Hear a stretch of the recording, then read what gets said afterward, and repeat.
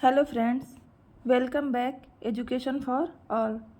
I hope आप लोग अपनी पढ़ाई कंटिन्यू कर रहे होंगे। आज से हम एक नया सीरीज चालू करेंगे जो केजीएस पब्लिकेशन का है, खान सर का सामान्य ज्ञान है। रिवीजन क्लास होगा। आज के टॉपिक में हम लोग देखेंगे भारतीय संविधान,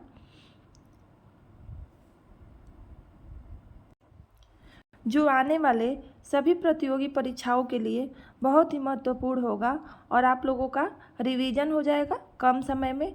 तो हम लोग शुरू करते हैं भारतीय संविधान से। पहला टॉपिक है संविधान सभा, जिसमें दिया है भारत में सर्वप्रथम मौखिक रूप से संविधान सभा की मांग 1895 में बाल गंगाधर तिलक द्वारा किया गया था। किसके द्वारा किया गया था? बाल गंगाधर तिलक द्वारा। कब? 1895 में मौखिक रूप से किया गया था। नेक्स्ट पॉइंट है, वर्ष 1934 में लिखित रूप से संविधान सभा का विचार मानवेंद्र नाथ रॉय, जिनको एम.एन. रॉय भी बोलते हैं शॉर्ट में, उन्होंने दिया था। उसके बाद जुलाई 1946 में कैबिनेट मिशन की संस्तुति पर भारतीय संविधान सभा का गठन किया गया था। कब किया गया था? 1946 में कैबिनेट मिशन आया था। उसके बाद भारतीय संविधान सभा का गठन किया गया। संविधान सभा की कुल सदस्य संख्या 389 निर्धारित थी, जिसमें 292 ब्रिटिश प्रांतों के प्रतिनिधि थे। ब्रिटिश प्रांत के जो प्रतिनिधि थे 292 थे। 4 चीफ कमिश्नरी प्रांतों के प्रतिनिधि थे और 93 देशी रियासतों के प्रतिनिधि थे। नेक्स्ट पॉइंट है, संविधान सभा की प्रथम बैठक 9 दिसंबर 1946 को संपन्न हुई। इसकी अध्यक्षता डॉक्टर सच्चिदानंद सिन्हा ने की थी। डॉक्टर सच्चिदानंद सिन्हा पहले अस्थायी अध्यक्ष बने थे और 11 दिसंबर 1946 की बैठक में राजेंद्र प्रसाद को संविधान सभा का अस्थायी अध्यक्ष चुना गया था। यह इंपॉर्टेंट क्वेश्चन है। ये तीनों ये हमेशा एग्जाम में पूछता है, तो आप लोग इस पर विशेष ध्यान देंगे। नेक्स्ट है, 22 जुलाई 1947 को संविधान सभा ने राष्ट्रध्वज को अपनाया था।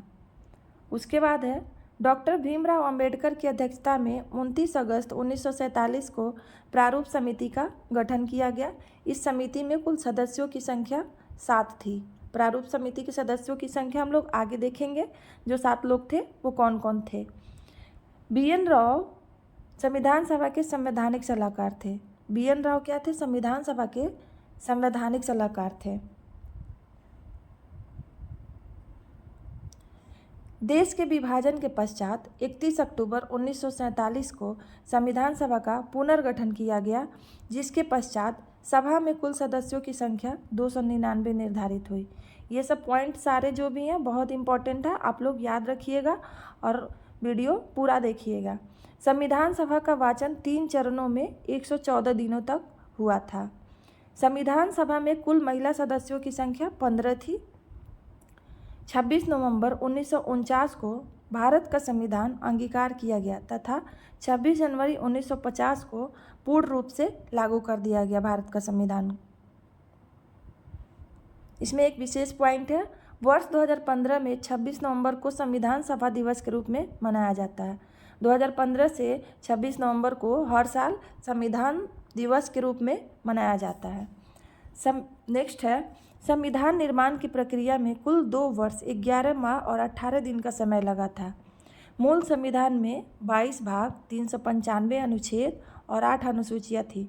वर्तमान में अनुसूचियों की संख्या बढ़कर 12 हो गई है और भाग भी 22 की जगह 25 है, लेकिन हम लोग अभी भी 22 ही मानते हैं।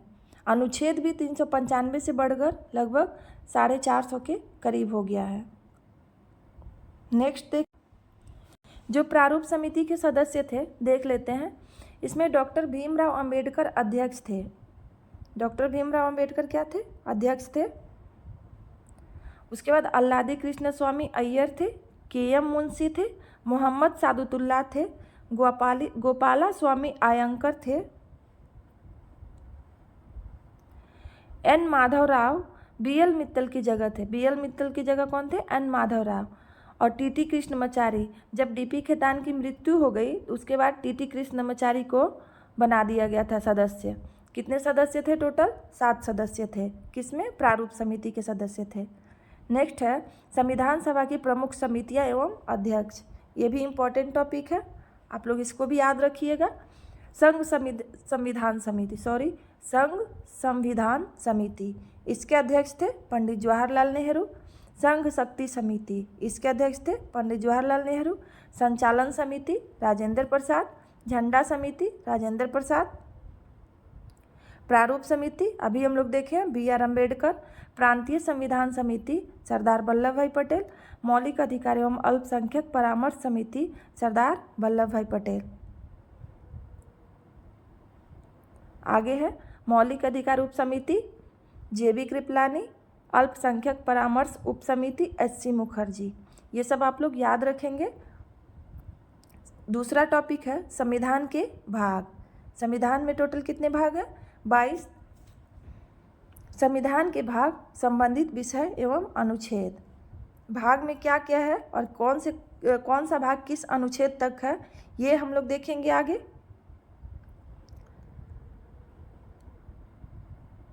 भाग 1 है संघ और उसका राज्य क्षेत्र। भाग 1 में क्या है? संघ और राज्य क्षेत्र। और अनुच्छेद 1 से 4 तक है, आर्टिकल 1 से 4 तक है। भाग 2 है नागरिकता, यह अनुच्छेद 5 से 11 तक है। भाग 3 है मूल अधिकार, अनुच्छेद 12 से 35। भाग 4 है राज्य के नीति निर्देशक तत्व, और अनुच्छेद कहाँ से कहाँ तक है? 36 से 51 तक है। आगे देखेंगे। भाग 4A है मूल कर्तव्य, और अनुच्छेद 51 का A है।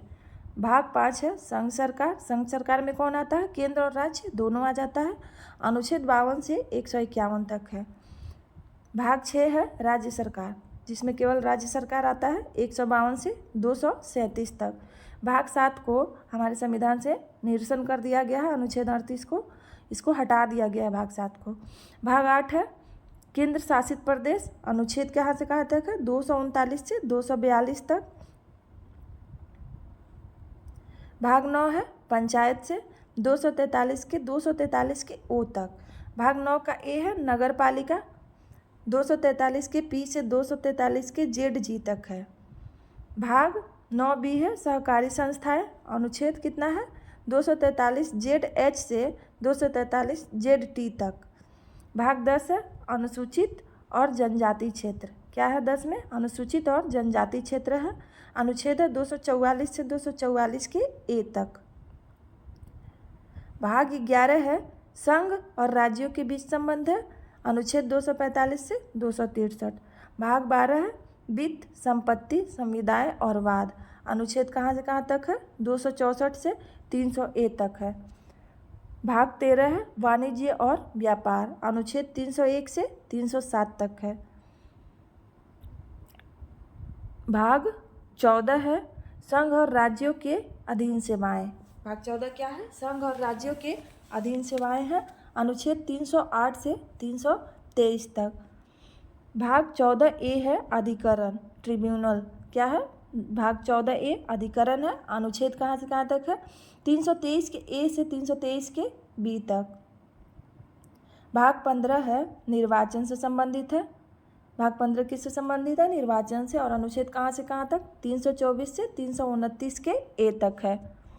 भाग 16 है कुछ वर्गों के लिए विशेष उपबंध है, अनुच्छेद कहाँ से? 330 से 342 तक। भाग 17 है राजभाषा, अनुच्छेद कहाँ से? 343 से 351 तक। इस सब के बारे में हम लोग आगे डिटेल में देखेंगे। भाग 18 है आपातकालीन उपबंध, अनुच्छेद 352 से 360। भाग 19 है प्रकीर्णन, अनुच्छेद 361 से 367। भाग 20 है संविधान संशोधन, अनुच्छेद 368। भाग 21 है अस्थायी संक्रमण कालीन और विशेष उपबंध, अनुच्छेद 369 से 392। भाग 22 है संक्षिप्त नाम प्रारंभ, हिंदी में प्राधिकृत पाठ और निरसन, अनुच्छेद 393 से 395। तीसरा टॉपिक है संविधान सभा की अनुसूचियाँ, संविधान की अनुसूचियाँ। हमारे संविधान में कुल कितनी अनुसूचियाँ थी? 8 थी। वर्तमान में कितनी हो गई हैं? 12 हो गई हैं। संविधान संशोधनों के पश्चात वर्तमान में अनुसूचियों की संख्या बढ़कर कितनी हो गई है? 12 हो गई है, जिसमें 9वीं अनुसूची को प्रथम संवैधानिक संशोधन अधिनियम 1951 के द्वारा जोड़ा गया। और 9वीं अनुसूची क्या है? भूमि सुधार उन्मूलन से संबंधित है। 10वीं अनुसूची को 52वें संवैधानिक संशोधन अधिनियम 1985 के द्वारा जोड़ा गया। 11वीं अनुसूची को 73वें संवैधानिक संशोधन 11वीं अनुसूची को कौन से 73वें संवैधानिक संशोधन अधिनियम 1992 के द्वारा। 11वीं अनुसूची में क्या है? पंचायत है। और 12वीं अनुसूची में क्या है? नगर पालिका है। 12वीं अनुसूची में 74वें संविधान संशोधन अधिनियम 1992 द्वारा जोड़ी गई थी। हम लोग अनुसूची और संबंधित विषय देख लेते हैं। टोटल कितनी अनुसूचियां हैं? 12 है वर्तमान में, लेकिन प्रारंभ में कितनी थी? 8 थी। प्रथम अनुसूची में क्या है? भारत संघ के राज्य एवं संघ शासित प्रदेश। द्वितीय अनुसूची में है विभिन्न पदाधिकारियों के वेतन, भत्ते और पेंशन आदि से जुड़े प्रावधान है। तीसरे अनुसूची में क्या है? विभिन्न पदाधिकारियों के शपथ प्रतिज्ञा के बारे में है। चौथी अनुसूची है विभिन्न राज्यों एवं संघ शासित क्षेत्रों का राज्यसभा में प्रतिनिधित्व का विवरण है। पांचवी अनुसूची क्या है? विभिन्न अनुसूचित क्षेत्र, अनुसूचित जनजातियों का प्रशासन है। पांचवी अनुसूची में क्या है? विभिन्न अनुसूचित क्षेत्र और अनुसूचित जनजातियों का प्रशासन। छठी अनुसूची है असम, मेघालय, त्रिपुरा, मिजोरम, पूर्वोत्तर के जो 4 राज्य है उसमें अनुसूचित क्षेत्रों का प्रशासन है। सातवीं अनुसूची है, सातवीं अनुसूची में है केंद्र और राज्यों के मध्य शक्तियों का बंटवारा होता है। आठवीं अनुसूची है संवैधानिक भाषाएं। हमारे संविधान में टोटल कितनी भाषाएं हैं? 22 हैं। प्रारंभ में कितनी थी? 14 थी। बाद में संवैधानिक संशोधन के द्वारा और भाषाएं जोड़ी गई हैं। 9वीं अनुसूची है भूमि सुधार उन्मूलन से। 10वीं अनुसूची है दल बदल कानून से। 11वीं अनुसूची पंचायती राज संस्थाओं के कार्य एवं शक्तियों तथा कर्तव्य। 12वीं अनुसूची है शहरी राज्य संस्थाओं के कार्य, शक्तियाँ तथा कर्तव्य। नेक्स्ट टॉपिक हम लोग देखेंगे संविधान के स्रोत। क्या देखेंगे? संविधान के स्रोत। ये सारे टॉपिक बहुत इंपॉर्टेंट है और सबसे क्वेश्चन आते ही हैं। अभी हम लोग का बीपीएससी है, यूपीपीसीएस है, आरओ है, बिहार एसएससी है। आने वाले जो भी कॉम्पिटिटिव एग्जाम है उस सब में बहुत ही महत्वपूर्ण भूमिका निभाएंगे। दिया भारतीय संविधान का सबसे बड़ा स्रोत भारत शासन अधिनियम 1935 है। क्या है? भारतीय संविधान का सबसे बड़ा स्रोत क्या है? भारत शासन अधिनियम 1935 है। चलिए देखते हैं ब्रिटेन। ब्रिटेन के संविधान से क्या क्या लिया गया है भारत के संविधान में? एकल नागरिकता, विधि का शासन, विधि के समक्ष समता, संसादात्मक शासन व्यवस्था, द्विसदनीय व्यवस्था, रीट शक्तियाँ, महान्यवादी का पद और बजट। क्या क्या लिया गया है एक बार और देख लीजिए। एकल नागरिकता, विधि का शासन, विधि के समक्ष समता, संसादात्मक शासन व्यवस्था, द्विसदनीय व्यवस्था, रीट शक्तियाँ, महान्यवादी का पद और बजट। अमेरिका के संविधान से मौलिक अधिकार, प्रस्तावना, विधि का समान संरक्षण, न्यायपालिका की स्वतंत्रता, न्यायिक पुनरावलोकन, राष्ट्रपति पर महाभियोग की प्रक्रिया, सुप्रीम कोर्ट एवं हाई कोर्ट के न्यायाधीशों को हटाने की प्रक्रिया।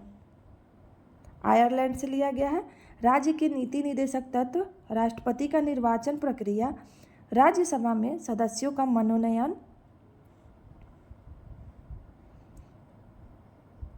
ऑस्ट्रेलिया से लिया गया है समवर्ती सूची, प्रस्तावना की भाषा, केंद्र और राज्यों के बीच संबंध, संयुक्त बैठक। कनाडा से संघात्मक शासन व्यवस्था, अवशिष्ट शक्तियाँ केंद्र में निहित, राज्यपाल की नियुक्ति। फ्रांस से गणतंत्रात्मक शासन व्यवस्था, प्रस्तावना में वर्णित स्वतंत्रता, समता और बंधुत्व का विचार। दक्षिण अफ्रीका से लिया गया है संविधान संशोधन प्रक्रिया, राज्यसभा के सदस्यों का निर्वाचन। कहाँ से लिया गया? दक्षिण अफ्रीका से। जर्मनी का है मौलिक अधिकारों के निलंबन से संबंधित आपातकालीन प्रावधान, मूलभूत ढांचा। रूस से लिया गया है मौलिक कर्तव्य, प्रस्तावना में वर्णित न्याय। जापान से विधि द्वारा स्थापित प्रक्रिया। ये सब हमारे संविधान में लिए गए हैं अलग अलग देशों से।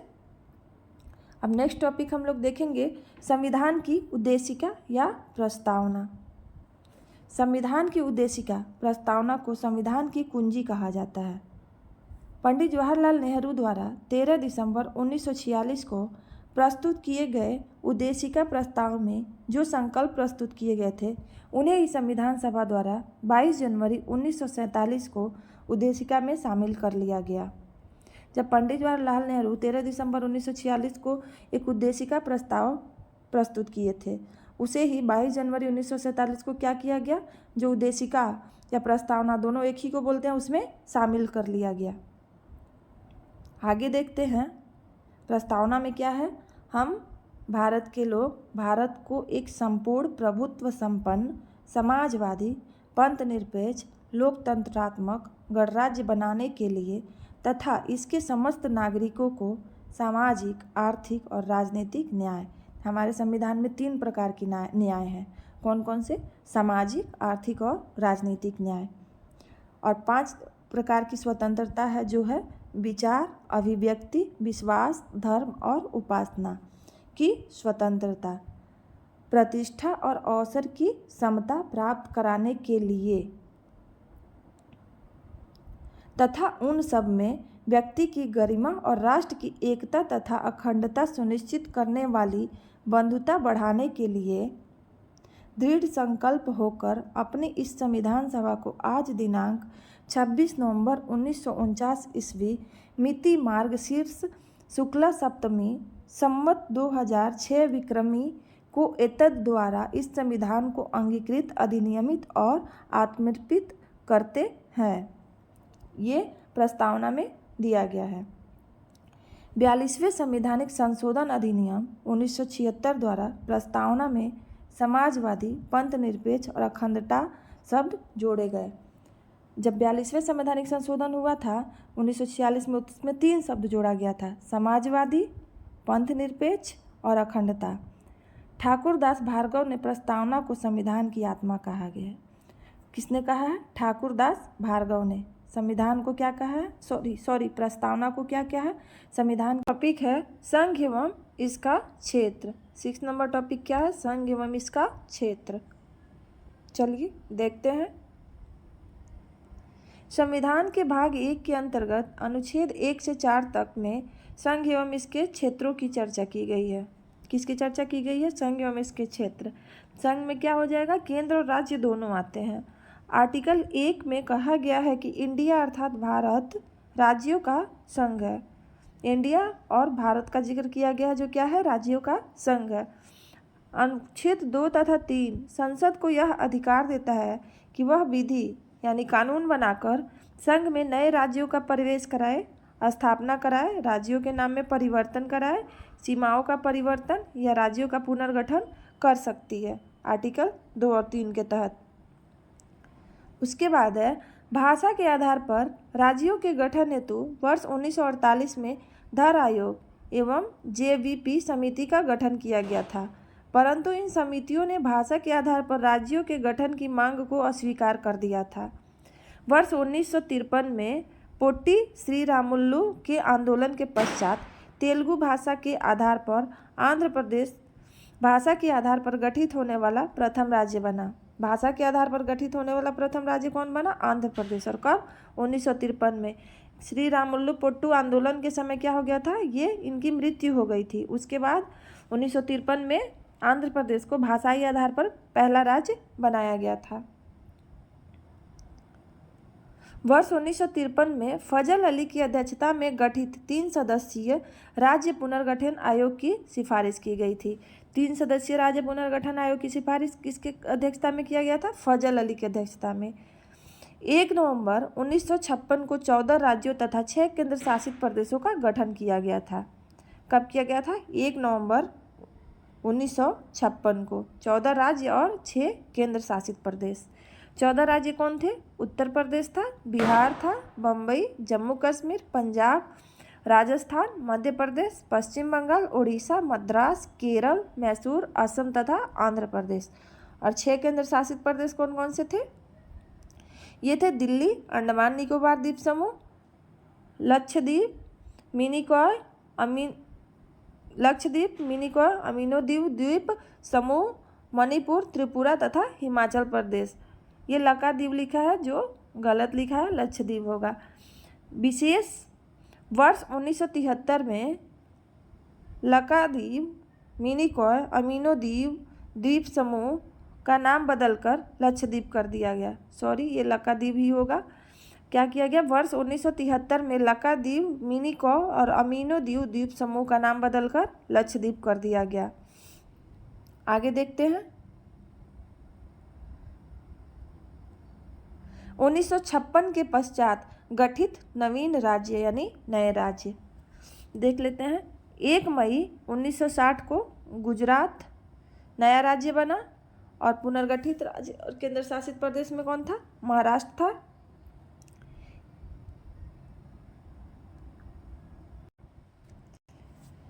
क्या था?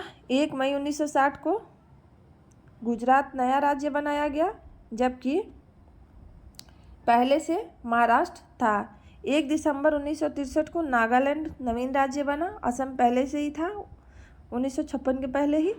1 नवंबर 1966 को हरियाणा,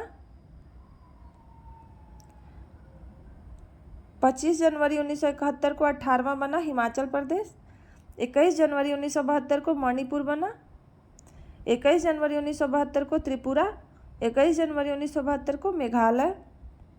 नेक्स्ट देखते हैं। 16 मई 1975 को सिक्किम 22वां राज्य बना, सिक्किम सह राज्य था। 20 फरवरी 1987 को मिजोरम भी संघ राज्य क्षेत्र में था पहले। 20 फरवरी 1987 को अरुणाचल प्रदेश। 30 मई 1987 को गोवा संघ राज्य क्षेत्र से। 1 नवंबर 2000 को छत्तीसगढ़ मध्य प्रदेश से अलग हुआ।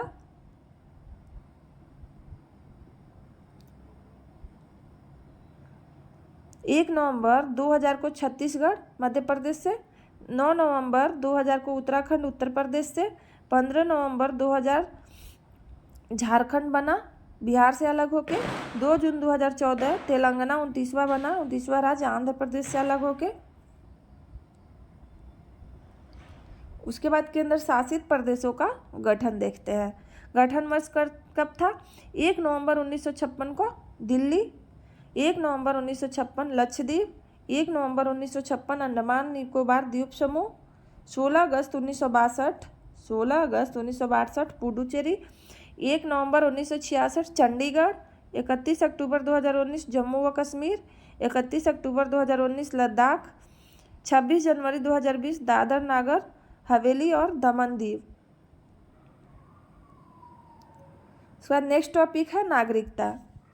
संविधान के भाग 2 के अंतर्गत अनुच्छेद 5 से 11 तक में नागरिकता की चर्चा की गई है। भाग 2 में किसकी चर्चा की गई है? नागरिकता की। अनुच्छेद कहाँ से कहाँ तक है? 5 से 11 तक है। चलिए देखते हैं। भारतीय संविधान में एकल नागरिकता का प्रावधान किया गया है, जिसका स्रोत ब्रिटेन से लिया गया है। एकल नागरिकता हम लोग के संविधान में ब्रिटेन से लिया गया है। अनुच्छेद 11 के तहत संसद को नागरिकता के संदर्भ में विधि बनाने का अधिकार प्रदान किया गया है। संसद ने वर्ष 1955 में नागरिकता के संदर्भ में एक व्यापक कानून का निर्माण किया, जिसे भारतीय नागरिकता अधिनियम कहा गया। इस अधिनियम के तहत नागरिकता प्राप्त के 5 और नागरिकता समाप्ति के 3 कारकों का उल्लेख किया गया। नेक्स्ट टॉपिक है मौलिक अधिकार है। संविधान के भाग 3 के अंतर्गत अनुच्छेद 12 से 35 तक में मौलिक अधिकारों की चर्चा की गई है। मौलिक अधिकार का स्रोत कहाँ से? अमेरिका से लिया गया। मौलिक अधिकार हम लोग के संविधान में अमेरिका के संविधान से लिया गया। इसके कुछ पॉइंट चलिए देखते हैं। संविधान के भाग 3 को मैग्ना कार्टा कहा जाता है। संविधान के भाग 3 को मैग्ना कार्टा कहा जाता है। मौलिक अधिकार राज्यों के विरुद्ध होते हैं। मौलिक अधिकार क्या होता है? राज्यों के विरुद्ध होता है। मौलिक अधिकार न्यायालय में परिवर्तनीय होते हैं, न्यायालय में इनका परिवर्तन होता है। मूल अधिकार में कुल मौलिक अधिकारों की संख्या 7 थी। जब मूल संविधान बना था उसमें मौलिक अधिकारों की संख्या कितनी थी? 7 थी। 44वें संवैधानिक संशोधन अधिनियम 1978 द्वारा संपत्ति के अधिकार को, जो अनुच्छेद 31 था, उसको मौलिक अधिकार की श्रेणी से समाप्त कर संविधान के भाग 12 के अनुच्छेद 300A में कानूनी अधिकार बना दिया गया। जो संपत्ति का अधिकार था 7वां, माने 7 हम लोग के संविधान में मूल अधिकार थे जब संविधान बना था, लेकिन 44वें कॉन्स्टिट्यूशन अमेंडमेंट के समय 1978 में जो हुआ था, संपत्ति के अधिकार को हटा के आर्टिकल 300A में कर दिया गया, जो भाग कितना में है? 12 में है। मौलिक अधिकार की श्रेणी से समाप्त कर दिया गया। इस प्रकार वर्तमान में कुल मौलिक अधिकारों की संख्या 6 है। पहले कितनी थी? 7, लेकिन अभी कितना है? 6 है वर्तमान में। चलिए देखते हैं। समता का अधिकार, अनुच्छेद 14 से 18 तक समानता का अधिकार है। समानता का अधिकार या समता का? अनुच्छेद 14 है, राज्य किसी भी व्यक्ति को विधि के समक्ष समता या विधि के समान संरक्षण से वंचित नहीं कर सकता है। अनुच्छेद 14 में कहा गया है कि राज्य क्या किसी भी व्यक्ति के साथ ये जो समक्ष समता है उसे विधि के समान संरक्षण से वंचित नहीं करेगा, माने कानून सबके लिए समान रहेगा। अनुच्छेद 15 है, राज्य को धर्म, जाति, नस्ल, रंग, लिंग या जन्म स्थान के आधार पर भेदभाव करने का निषेध है, यानी अधिकार नहीं है। राज्य किसी भी व्यक्ति के साथ भेदभाव जन्म, जाति और धर्म, नस्ल, रंग ये सब पे भेदभाव नहीं कर सकती है। आर्टिकल 16 में कहा गया है, सरकारी नियोजन में समानता का प्रावधान। अनुच्छेद 16 है, जो सरकारी काम काज करेंगे, जहाँ नौकरी पेशा लोग होंगे, उनके साथ समान व्यवहार करना होगा।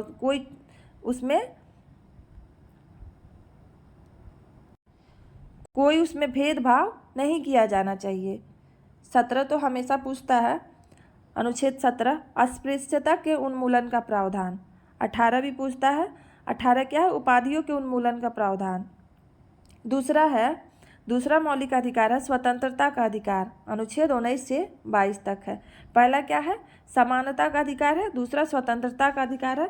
समानता के अधिकार में कितना? 14 से 18 आर्टिकल है।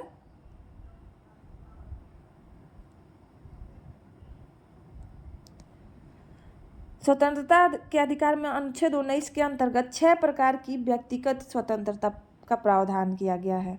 कितने प्रकार की स्वतंत्रता का? 6 प्रकार की स्वतंत्रता का, जिसमें मुख्य रूप से वाक एवं अभिव्यक्ति की स्वतंत्रता है, जो अनुच्छेद 19 के 1 के ए में शामिल है। अभिव्यक्ति की स्वतंत्रता के अंतर्गत ही प्रेस की स्वतंत्रता निहित मानी जाती है। माने जो अभिव्यक्ति की स्वतंत्रता होती है उसमें प्रेस की स्वतंत्रता को भी जोड़ के माना जाता है। अनुच्छेद 20 है, अपराधों के लिए दोष सिद्धि के संबंध में संरक्षण का प्रावधान है। अनुच्छेद 21 है, प्राण एवं दैहिक स्वतंत्रता के संरक्षण का प्रावधान। अनुच्छेद 21 के अंतर्गत ही निजता का अधिकार, जीवन साथी चुनने का अधिकार, सूचना पाने का अधिकार, पर्यावरण प्रदूषण के विरुद्ध अधिकार सम्मिलित है।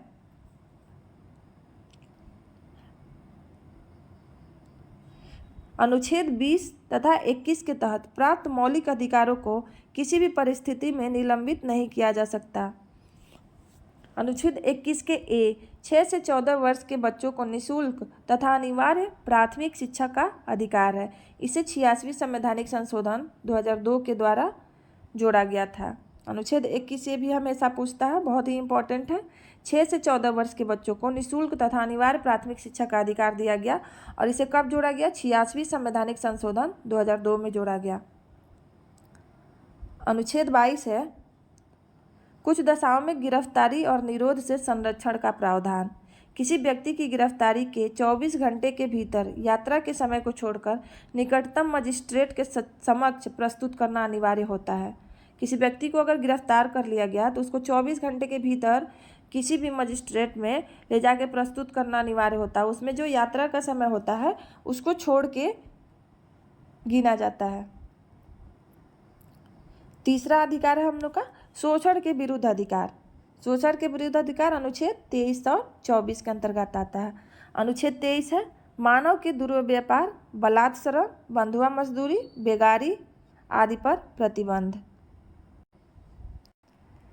अनुच्छेद 23 क्या है? मानव के दुर्व्यापार, बलात्श्रम, बंधुआ मजदूरी, बेगारी आदि पर प्रतिबंध। अनुच्छेद 24 है 14 वर्ष से कम आयु के बच्चों के नियोजन पर भी प्रतिबंध, माने ये कहीं कारखानों में काम नहीं करेंगे 14 वर्ष से कम के बच्चे, उनको शिक्षा दी जाएगी।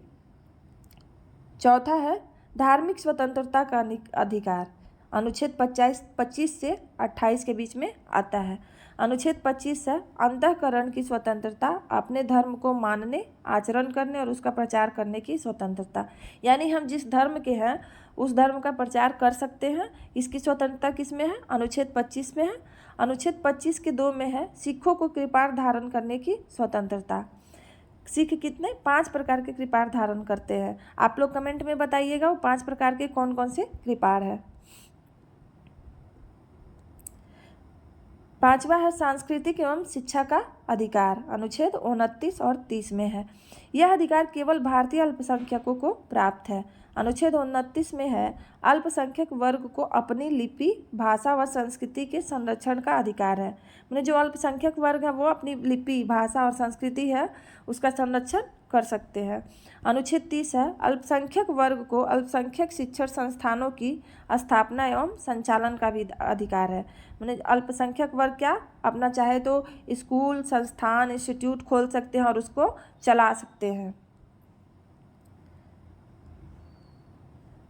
6वां संवैधानिक उपचारों का अधिकार, आर्टिकल 32 है। अनुच्छेद 32 के तहत सर्वोच्च न्यायालय मौलिक अधिकारों को न्यायिक संरक्षण प्रदान करता है। अनुच्छेद 32 के अनुसार ही रीट जारी किया जाता है और डॉक्टर भीमराव अम्बेडकर, और रीट कितने प्रकार का होता है? 5 प्रकार का रीट होता है जो सुप्रीम कोर्ट जारी करता है। डॉक्टर भीमराव अम्बेडकर ने अनुच्छेद 32 को संविधान का हृदय एवं आत्मा कहा था। कौन बोले थे? डॉक्टर भीमराव अम्बेडकर। ये भी हमेशा पूछता है। अनुच्छेद 226 के तहत उच्च न्यायालय भी मौलिक अधिकारों को न्यायिक संरक्षण प्रदान करता है और 226 के तहत हाई कोर्ट रीट जारी करता है, यानी न्यायिक संरक्षण प्रदान करता है। मौलिक अधिकारों के न्यायिक संरक्षण में जारी किए गए विशेष आदेश को रीट या प्रादेश कहते हैं। ये मुख्यतः 5 प्रकार के होते हैं, अभी हम ऊपर बताए थे। बंदी प्रत्यक्षीकरण, परमादेश, प्रतिषेध, उत्प्रेषण और अधिकार परीक्षा। नेक्स्ट टॉपिक है राज्य के नीति निर्देशक तत्व। क्या है? राज्य के नीति निर्देशक तत्व।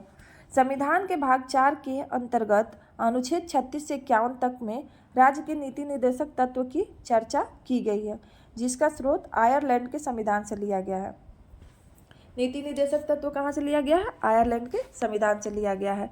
राज्य के नीति निर्देशक तत्व का उद्देश्य कल्याणकारी राज्य की स्थापना करना है।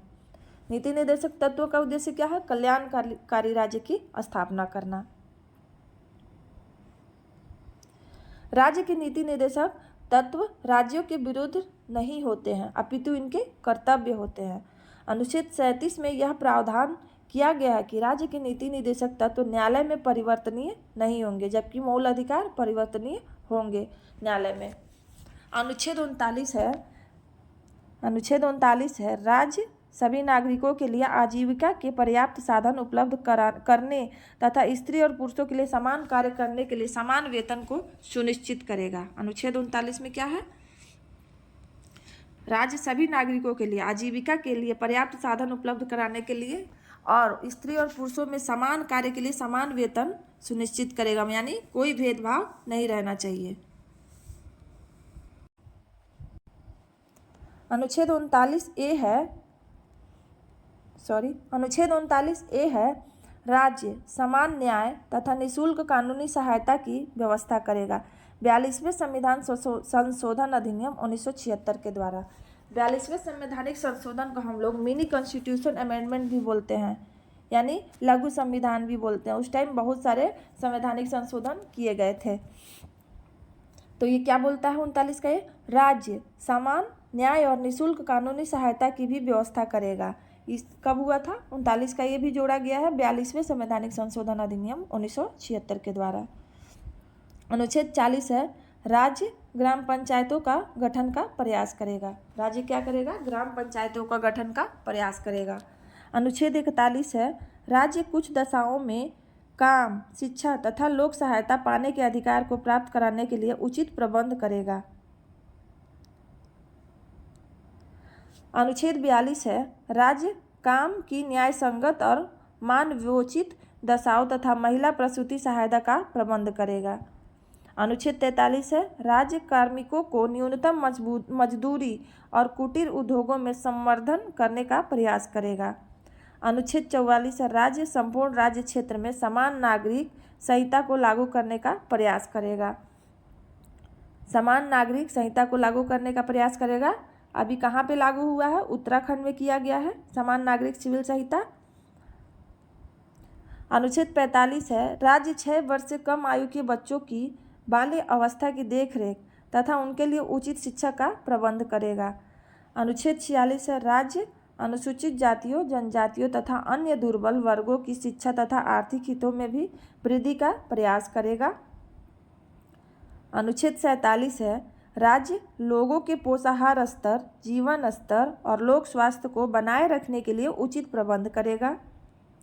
अनुच्छेद 48 है, राज्य वैज्ञानिक दृष्टिकोण से कृषि और पशुपालन को बढ़ावा देगा तथा दुधारू जानवरों की बलि पर प्रतिबंध का प्रयास करेगा।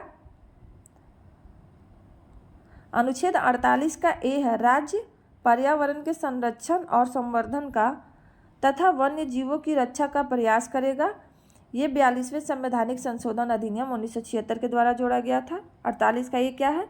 राज्य पर्यावरण के संरक्षण और संवर्धन का और वन्य जीवों की रक्षा का प्रयास करेगा।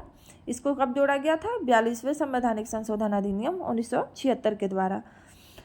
अनुच्छेद 49 है, राज्य राष्ट्रीय महत्व के स्मारकों, स्थानों तथा वस्तुओं के संरक्षण का प्रयास करेगा। अनुच्छेद 50 है, राज्य लोक सेवाओं में न्यायपालिका को कार्यपालिका से पृथक करने का प्रयास करेगा। अनुच्छेद 51 है, राज्य अंतर्राष्ट्रीय शांति और सुरक्षा की अभिवृद्धि का प्रयास करेगा। नेक्स्ट है मौलिक कर्तव्य।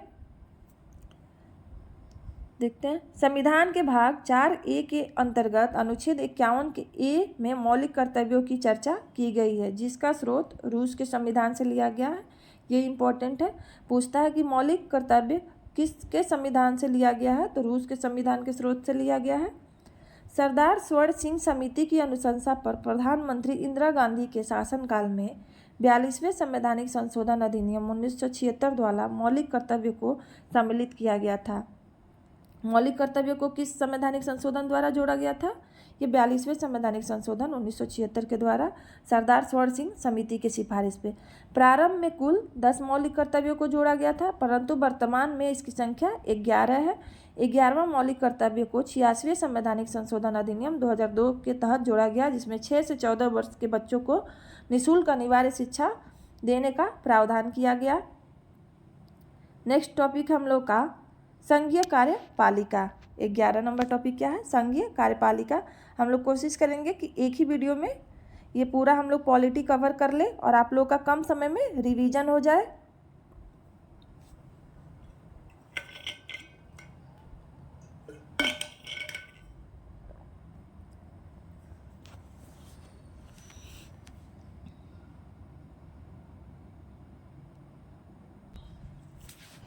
नेक्स्ट टॉपिक है संघीय कार्यपालिका। क्या है? राष्ट्रपति। राष्ट्रपति के बारे में हम लोग देखेंगे। राष्ट्रपति देश का प्रथम नागरिक होता है। अनुच्छेद 53 के तहत संघीय कार्यपालिका का प्रमुख राष्ट्रपति होता है।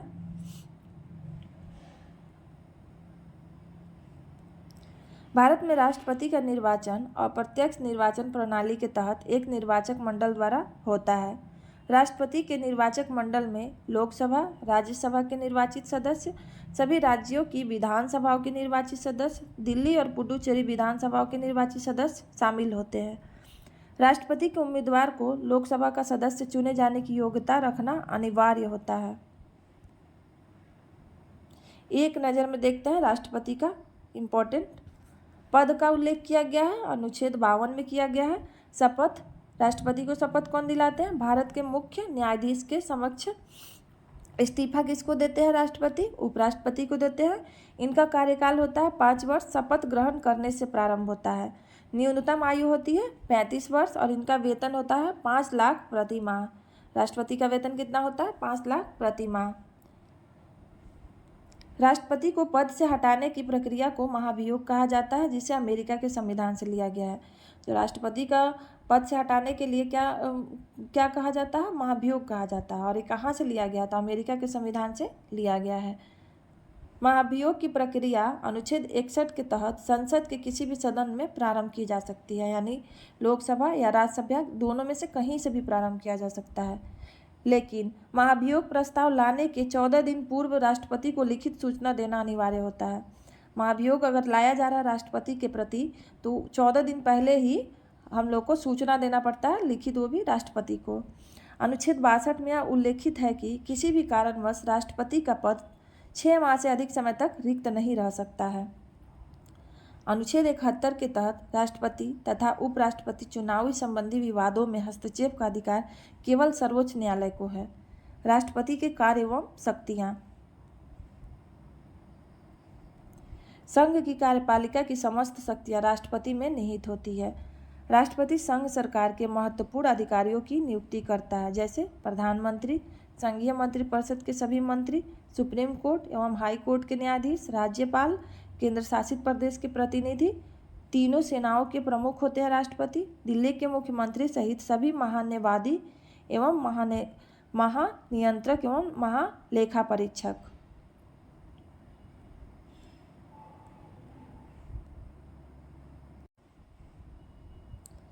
राष्ट्रपति तीनों सेनाओं का प्रमुख अध्यक्ष होता है। राष्ट्रपति क्या होता है? जो जल सेना, थल सेना और वायु सेना है, उनके प्रमुख अध्यक्ष होते हैं।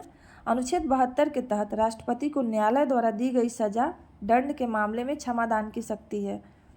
यानी अगर सर्वोच्च न्यायालय, उच्च न्यायालय कोई सजा देता है तो राष्ट्रपति चाहे तो उसकी क्षमा को कम करवा सकते हैं या उसके दंड को भी कम करवा सकते हैं।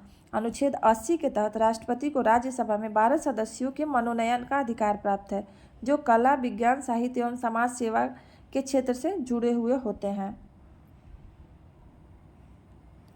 अनुच्छेद 85 के तहत राष्ट्रपति को संसद सत्र को आहूत करने, सत्रावसान करने और लोकसभा के विघटन का भी अधिकार प्राप्त है।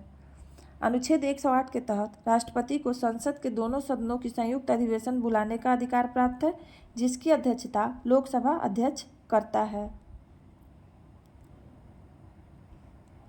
अनुच्छेद 111 के तहत राष्ट्रपति को संसद के दोनों सदनों द्वारा पारित विधेयक पर वीटो निषेधाधिकार शक्ति का अधिकार है, जो 3 प्रकार का होता है। वो है अत्यांतिक, निलंबनकारी और जेबी वीटो। माने राष्ट्रपति 3 प्रकार का वीटो प्रयोग कर सकते हैं। वो कौन कौन सा? अत्यांतिक है, निलंबनकारी है और जेबी वीटो है। अनुच्छेद 123 के तहत राष्ट्रपति संसद का सत्र न चलने की स्थिति में अध्यादेश जारी कर सकते हैं। अनुच्छेद 143 के तहत किसी भी विधिक मामले में सर्वोच्च न्यायालय से परामर्श ले सकते हैं राष्ट्रपति। अनुच्छेद 280 के तहत राष्ट्रपति प्रत्येक 5 वर्ष में वित्त आयोग का गठन करता है। 280 के तहत ही वित्त आयोग का गठन करते हैं राष्ट्रपति। आपातकाल की स्थिति में राष्ट्रपति को विशेष शक्तियां प्रदान की गई हैं, जो निम्नलिखित है। अनुच्छेद 352 के तहत युद्ध, बाह्य आक्रमण और सशस्त्र विद्रोह के दौरान राष्ट्रीय आपातकाल की घोषणा का अधिकार है। 356 के तहत राज्य के संवैधानिक तंत्र विफल होने की स्थिति में राज्य आपातकाल यानी राष्ट्रपति शासन की घोषणा का अधिकार है, अनुच्छेद 356। और 360 के तहत देश की आर्थिक स्थिति खराब होने की दशा में वित्तीय आपात की घोषणा का भी अधिकार है। ये तीनों बहुत ही इम्पोर्टेंट आर्टिकल है, आप लोग याद रखेंगे। और ये रिवीजन क्लास है, तो आप लोग अगर पढ़े हैं पहले से तो ये आप लोग एक बार देखेंगे तो आप लोग का रिवीजन हो जाएगा। और अगर आप लोग को पीडीएफ चाहिए तो आप लोग कमेंट में बताइएगा, आपको पीडीएफ प्रोवाइड करा दिया जाएगा। नेक्स्ट टॉपिक है उपराष्ट्रपति। संविधान के अनुच्छेद 63 में यह प्रावधान किया गया है कि भारत का एक उपराष्ट्रपति होगा। किसमें? अनुच्छेद 63 में क्या बोला गया है कि भारत का एक राष्ट्रपति होगा। उपराष्ट्रपति का निर्वाचन अप्रत्यक्ष निर्वाचन प्रणाली के तहत निर्वाचक मंडल द्वारा होता है, जिसमें संसद के दोनों सदनों के सभी सदस्य शामिल होते हैं। उपराष्ट्रपति के उम्मीदवार को राज्यसभा का सदस्य चुने जाने की योग्यता रखना अनिवार्य होता है। उपराष्ट्रपति को एक नज़र में देखते हैं। पद का उल्लेख किया गया है। उपराष्ट्रपति का पद आर्टिकल 63 है। पद का स्रोत, उपराष्ट्रपति का पद कहाँ से लिया गया है? तो अमेरिका से। शपथ राष्ट्रपति के समक्ष लेते हैं, यानी राष्ट्रपति शपथ दिलाते हैं। उपराष्ट्रपति को इस्तीफा किसको देते हैं? राष्ट्रपति को ही देते हैं। कार्यकाल होता है 5 वर्ष होता है। शपथ ग्रहण करने से शुरू होता है, जब शपथ ग्रहण करते हैं उस टाइम से। न्यूनतम आयु होती है 35 वर्ष। उपराष्ट्रपति को उसके पद से कार्यकाल से पूर्व भी महाभियोग प्रक्रिया द्वारा हटाया जा सकता है। उपराष्ट्रपति को पद से हटाने संबंधी महाभियोग प्रस्ताव को सर्वप्रथम राज्यसभा में पेश किया जाता है, जबकि राष्ट्रपति का किसी में भी महाभियोग के लिए कर सकते हैं, लोकसभा में या राज्यसभा में, दोनों में। लेकिन ये याद रखेंगे कि उपराष्ट्रपति को पद से हटाने के लिए सबसे पहले राज्यसभा में ही महाभियोग का प्रस्ताव पेश कर सकते हैं। उपराष्ट्रपति के कार्य एवं शक्तियाँ। उपराष्ट्रपति राज्यसभा का पदेन सभापति होता है। उपराष्ट्रपति राज्यसभा की कार्यवाही को सुचारू ढंग से चलवाता है। राष्ट्रपति का पद रिक्त होने की स्थिति में उपराष्ट्रपति कार्यवाहक राष्ट्रपति के रूप में कार्य करता है। नेक्स्ट टॉपिक है संघीय मंत्रिपरिषद एवं प्रधानमंत्री। अनुच्छेद 74 के तहत राष्ट्रपति को विचार विमर्श व सहायता देने हेतु एक संघीय मंत्रिपरिषद होती है, जिसका मुखिया प्रधानमंत्री होता है। संघीय मंत्रिपरिषद के सभी मंत्री संसद के सदस्य होते हैं। संघीय मंत्रिपरिषद के सभी मंत्रियों की नियुक्ति राष्ट्रपति प्रधानमंत्री की सलाह पर करते हैं। संघीय मंत्रिपरिषद के सभी मंत्री राष्ट्रपति के प्रसाद पर्यंत कार्य करते हैं। संघीय मंत्रिपरिषद के सभी मंत्री सामूहिक रूप से लोकसभा के प्रति उत्तरदायी होती हैं। संघीय मंत्रिपरिषद में 3 स्तर के मंत्री होते हैं। एक कैबिनेट मंत्री होता है, एक राज्य मंत्री एवं स्वतंत्र प्रभार मंत्री। जो संघीय मंत्रिपरिषद होता है उसमें 3 स्तर के मंत्री होते हैं, कैबिनेट मंत्री, राज्य मंत्री एवं स्वतंत्र प्रभार मंत्री। संघीय मंत्रिपरिषद में कुल मंत्रियों की संख्या प्रधानमंत्री समेत लोकसभा के सदस्यों की कुल संख्या के 15% से अधिक नहीं हो सकती है। अनुच्छेद 75 के तहत राष्ट्रपति प्रधानमंत्री की नियुक्ति करता है और अन्य मंत्रियों की नियुक्ति राष्ट्रपति प्रधानमंत्री की सलाह पर करता है। अनुच्छेद 75 में कहा गया है कि राष्ट्रपति क्या करते हैं? प्रधानमंत्री की नियुक्ति करते हैं। किसकी? प्रधानमंत्री की। और अन्य मंत्रियों की नियुक्ति राष्ट्रपति प्रधानमंत्री की सलाह पर करते हैं। प्रधानमंत्री को भी एक नज़र में देखते हैं। नियुक्ति कौन करते हैं? राष्ट्रपति के द्वारा किया जाता है। शपथ राष्ट्रपति के समक्ष लेते हैं। इस्तीफा राष्ट्रपति को देते हैं। कार्यकाल 5 वर्ष होता है और इनकी न्यूनतम आयु होती है 25 वर्ष। प्रधानमंत्री के कार्य एवं शक्तियाँ। प्रधानमंत्री संघीय कार्यपालिका का वास्तविक प्रमुख होता है। प्रधानमंत्री नीति आयोग के पदेन अध्यक्ष होते हैं। नीति आयोग कब आया था आप लोग कमेंट में बताइएगा पूरा डेट के साथ। हम 2015 में इसको योजना आयोग के समय में, योजना आयोग को हटा के 2015 में नीति आयोग का गठन किया गया था। और ये गठन कब किया गया था आप लोग को याद हो तो कमेंट में ज़रूर बताइएगा। प्रधानमंत्री राष्ट्रीय विकास परिषद का पदेन अध्यक्ष होते हैं। अनुच्छेद 85 के तहत राष्ट्रपति प्रधानमंत्री की सलाह पर लोकसभा को विघटित या भंग कर सकते हैं। नेक्स्ट टॉपिक है महान्यवादी। क्या है? महान्यवादी। संविधान के अनुच्छेद 76 के तहत संघीय मंत्रिपरिषद की सलाह पर राष्ट्रपति महान्यवादी की नियुक्ति करता है। महान्यवादी देश का सर्वोच्च कानूनी सलाहकार होता है। महान्यवादी को देश के किसी भी न्यायालय में सुनवाई का अधिकार प्राप्त होता है, माने वो किसी भी न्यायालय में सुनवाई कर सकते हैं। महान्यवादी संसद का सदस्य नहीं होते हैं, परंतु संसद के किसी भी सदन में कार्यवाही में भाग ले सकते हैं और सदनों को संबोधित भी कर सकते हैं। महान्यवादी सदन में मत का प्रयोग नहीं कर सकते हैं। महान्यायवादी की पद की योग्यताएं सर्वोच्च न्यायालय के न्यायाधीशों के समान होती है। जो सर्वोच्च न्यायालय के न्यायाधीश होते हैं उनके समान होती है महान्यायवादी की पद। भारत के प्रथम महान्यायवादी कौन थे? MC सीतलवाड़ थे। भारत के वर्तमान में है R वेंकटरमणी है। अभी वर्तमान में कौन है? R वेंकटरमणी। और प्रथम थे MC सीतलवाड़। ये आप लोग याद रखेंगे। नेक्स्ट है नियंत्रक एवं महालेखा परीक्षक। नेक्स्ट टॉपिक क्या है? नियंत्रक एवं महालेखा परीक्षक। भारत शासन अधिनियम 1858 के तहत वर्ष 1860 में महालेखा परीक्षक पद का प्रावधान किया गया था। संविधान के अनुच्छेद 148 से लेके 151 तक नियंत्रक एवं महालेखा परीक्षक CAG कंट्रोलर ऑडिटर जनरल का उल्लेख किया गया है। अनुच्छेद 148 के तहत संघीय मंत्री परिषद की सिफारिश पर राष्ट्रपति नियंत्रक एवं महालेखा परीक्षक की नियुक्ति करता है। नियंत्रक एवं महालेखा परीक्षक का कार्यकाल पद ग्रहण से 6 वर्ष अथवा 65 वर्ष की आयु जो पहले पूरा हो तब तक होता है। यानी इनका कार्यकाल कब तक होता है? अगर 65 वर्ष से कम आयु तक तो 6 वर्ष और नहीं तो 65 वर्ष पूरी होने तक इनका कार्यकाल रहता है।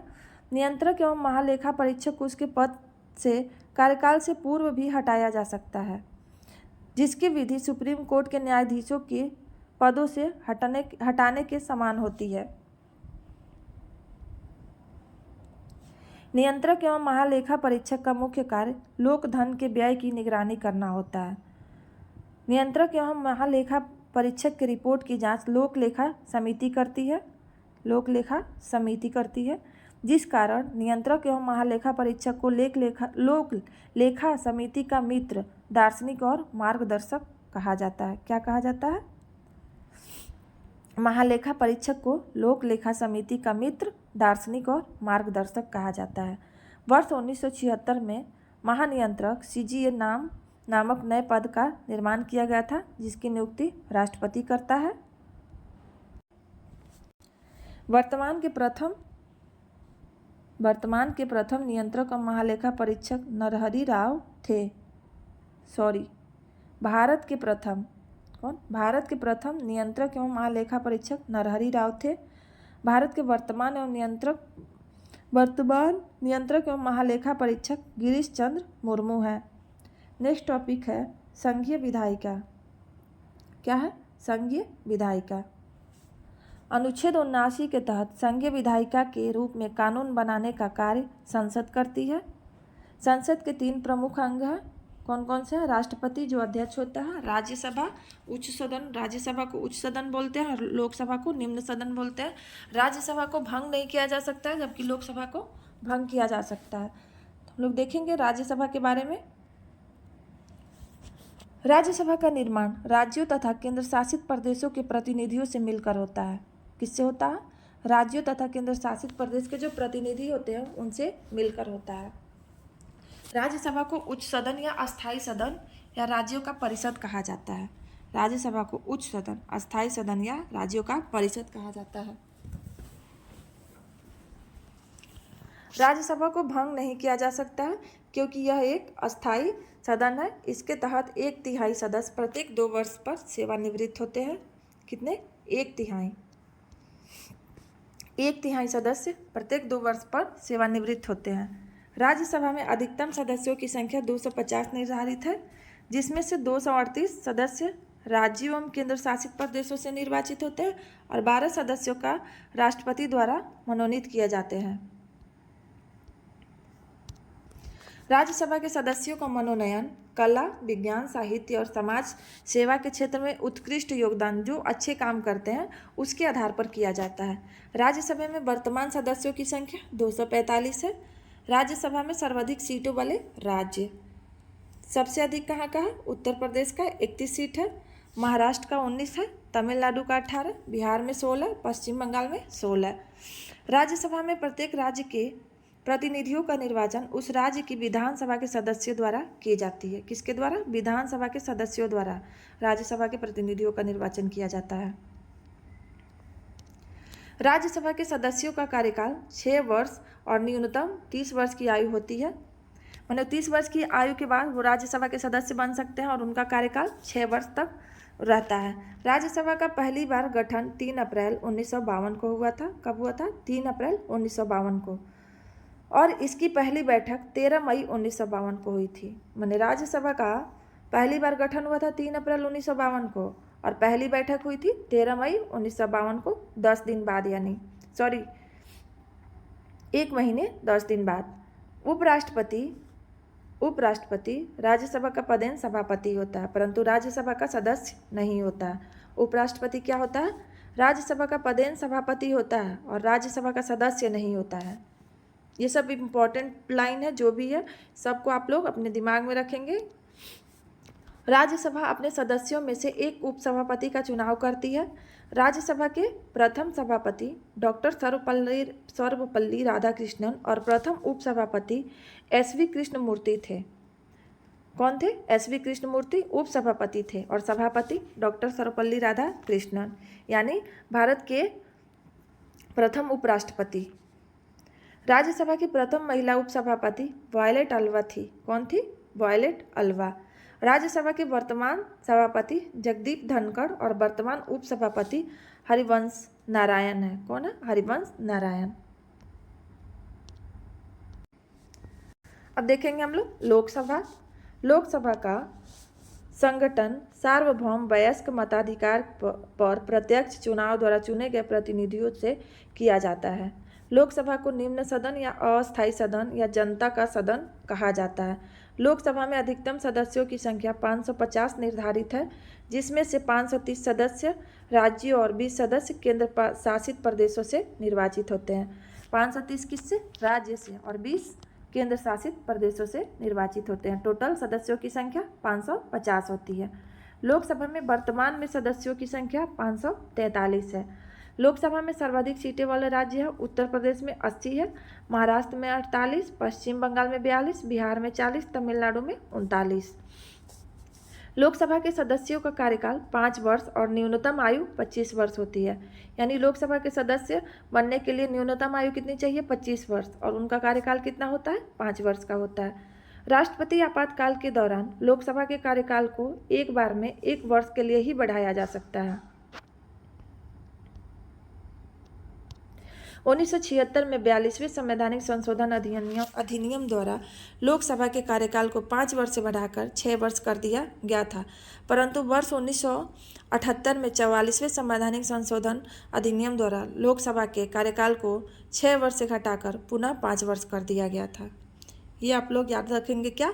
वर्ष 1976 में जो 42वें संवैधानिक संशोधन हुआ उसमें 5 वर्ष से 6 वर्ष कर दिया गया लोकसभा का कार्यकाल, लेकिन फिर 1978 में 44वें संवैधानिक संशोधन करके फिर से घटा के 6 वर्ष से 5 वर्ष कर दिया गया। लोकसभा अपने सदस्यों में से एक अध्यक्ष और एक उपाध्यक्ष का चुनाव करती है। संयुक्त अधिवेशन की अध्यक्षता सदैव लोकसभा अध्यक्ष करता है। कोई विधेयक धन विधेयक है या नहीं, इसका निर्णय सदैव लोकसभा अध्यक्ष करता है। धन विधेयक सदैव लोकसभा में प्रस्तुत होता है, परंतु राज्यसभा धन विधेयक को अधिकतम 14 दिनों तक रोक सकती है। अगर 14 दिन के से अधिक रोकती है तो लोकसभा में इसको पारित समझा जाता है।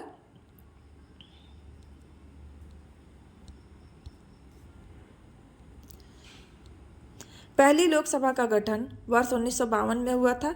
वर्तमान में 17वीं लोकसभा 1924 तक लोकसभा कार्यरत है।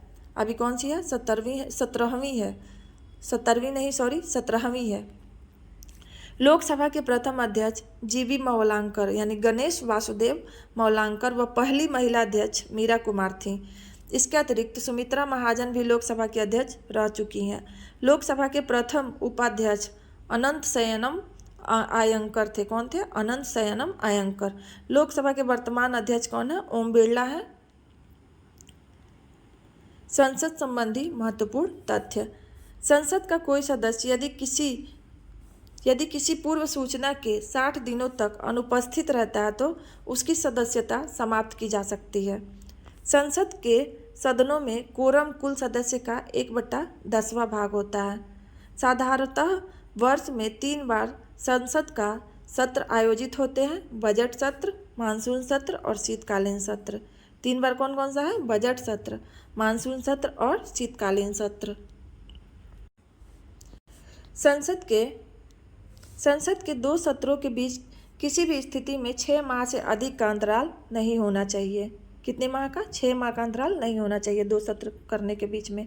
संसद में सदनों की कार्यवाही का पहला घंटा 11 से 12 बजे प्रश्नकाल कहलाता है। जो 11 से 12 बजे का पहला घंटा होता है वो प्रश्नकाल होता है। क्या होता है? प्रश्नकाल। संसदीय कार्यवाही में शून्यकाल भारत की देन है, जो प्रश्नकाल के तुरंत बाद होती है। प्रश्नकाल के तुरंत बाद 12 से 1 बजे तक होता है। अविश्वास प्रस्ताव प्रस्तुत करने के लिए संसद को 50 सदस्यों का अनुसमर्थन अनिवार्य होता है। यानी अविश्वास प्रस्ताव लाना है तो संसद के कम से कम 50 सदस्य उसका समर्थन करें। संसदीय इतिहास में अब तक 3 बार 1961 में, 1978 में और 2002 में संयुक्त अधिवेशन बुलाया जा चुका है।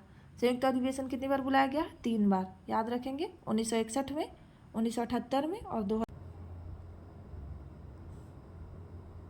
प्रमुख संसदीय समितियां क्या दिया है? प्रमुख संसदीय समितियां देखते हैं, जिसमें है लोक लेखा समिति। इसको जूम कर लेते हैं ताकि ठीक से दिखे।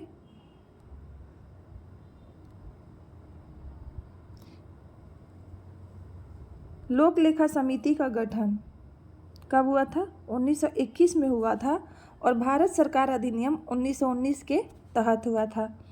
कुल सदस्य होते हैं 22, लोकसभा से 15 और राज्यसभा से 7। याद रखेंगे आप लोग। कार्य इनका होता है सीएजी की रिपोर्ट की जांच करना, कंट्रोलर ऑडिटर जनरल की रिपोर्ट की जांच करना इनका कार्य होता है। वर्तमान अध्यक्ष हैं अधीर रंजन चौधरी। दूसरा है प्राक्कलन समिति। प्राक्कलन समिति कब आया था? 1950 में जॉन मथाई की सिफारिश पर। इसमें 30 सदस्य होते हैं जो केवल लोकसभा से ही होते हैं, राज्यसभा के कोई भी सदस्य नहीं होते हैं। और इनका काम क्या होता है? बजट के अनुमानों की जांच करना होता है। और अभी के अध्यक्ष हैं डॉक्टर संजय जायसवाल। तीसरा है लोक उद्यम समिति। लोक उद्यम समिति 1964 में कृष्णा मेनन समिति की सिफारिश पे आया था। लोक उद्यम समिति आया था कृष्णा मेनन की समिति की सिफारिश पे। 22 सदस्य इसमें भी होते हैं, लोकसभा में 15 और 7 राज्यसभा में। सीएजी द्वारा लोक उद्यमों पर रखी गई रिपोर्ट की जांच करना इनका काम होता है। और वर्तमान अध्यक्ष हैं संतोष कुमार गंगवार। अब हम लोग नेक्स्ट टॉपिक है संघीय न्यायपालिका। क्या है? संघीय न्यायपालिका। उच्चतम न्यायालय यानी सुप्रीम कोर्ट। उच्चतम न्यायालय को क्या बोलते हैं? सुप्रीम कोर्ट बोलते हैं। भारत की न्यायिक व्यवस्था में एकीकृत न्याय का प्रावधान किया गया है। कितना? एकीकृत न्याय का प्रावधान किया गया भारत की न्यायिक व्यवस्था में, जिसमें शीर्ष स्थान पर उच्चतम न्यायालय व उसके अधीन उच्च न्यायालय हैं। संविधान के भाग 5 में अनुच्छेद 124 से 147 तक उच्चतम न्यायालय का गठन, शक्तियां और क्षेत्राधिकार का प्रावधान किया गया है। संविधान के भाग 5 में क्या किया गया है? अनुच्छेद 124 से 147 तक उच्चतम न्यायालय का गठन, शक्तियां और क्षेत्राधिकार का प्रावधान किया गया है।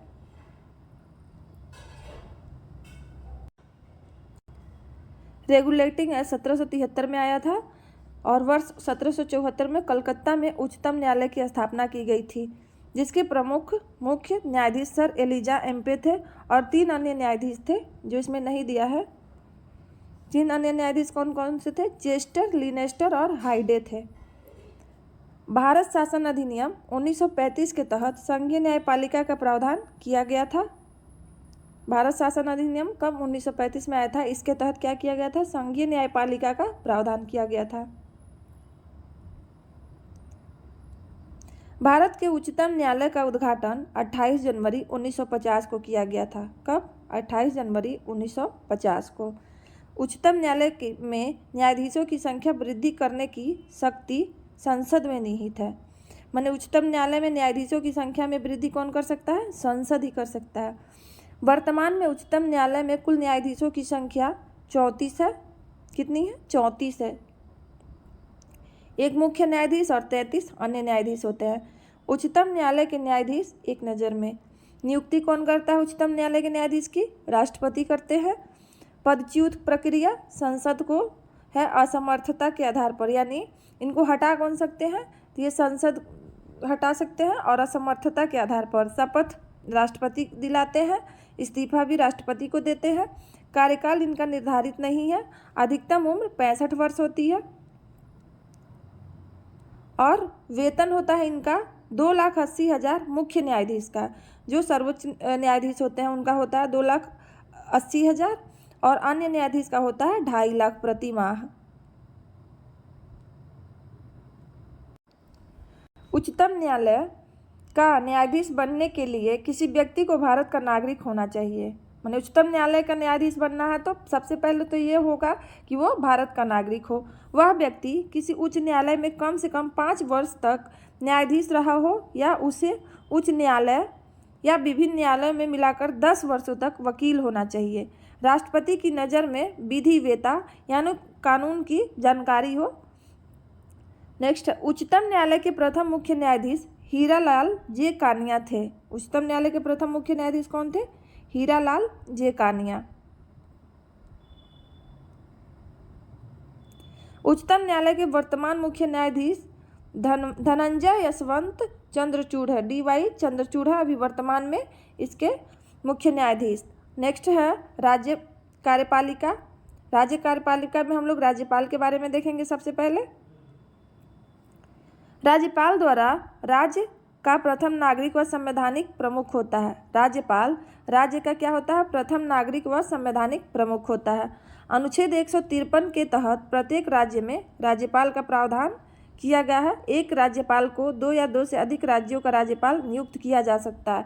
यानी एक ही समय में एक राज्यपाल है अगर, तो वो दूसरे राज्य का भी राज्यपाल हो सकता है। राज्यपाल राष्ट्रपति के प्रसाद पर्यंत कार्य करता है। राज्यपाल राष्ट्रपति के प्रसाद पर्यंत कार्य करता है। राज्यपाल को एक नज़र में देखते हैं। पद का उल्लेख किया गया है आर्टिकल 153 में। पद का स्रोत लिया गया है कनाडा से। नियुक्ति राष्ट्रपति के द्वारा होता है केंद्रीय मंत्रिपरिषद की सिफारिश पे। पदच्युत राष्ट्रपति के द्वारा केंद्रीय मंत्रिपरिषद की सिफारिश से। शपथ दिलाते हैं राज्यपाल को हाई कोर्ट के मुख्य न्यायाधीश के समक्ष। इस्तीफा देते हैं राज्यपाल राष्ट्रपति को। इनका कार्यकाल होता है 5 वर्ष, न्यूनतम आयु होती है 35 वर्ष और राज्यपाल का वेतन होता है 3.5 लाख प्रति माह। और है आगे भारतीय संविधान। भारतीय संविधान में हम लोग राज्यपाल के कार्य एवं शक्तियाँ देखेंगे।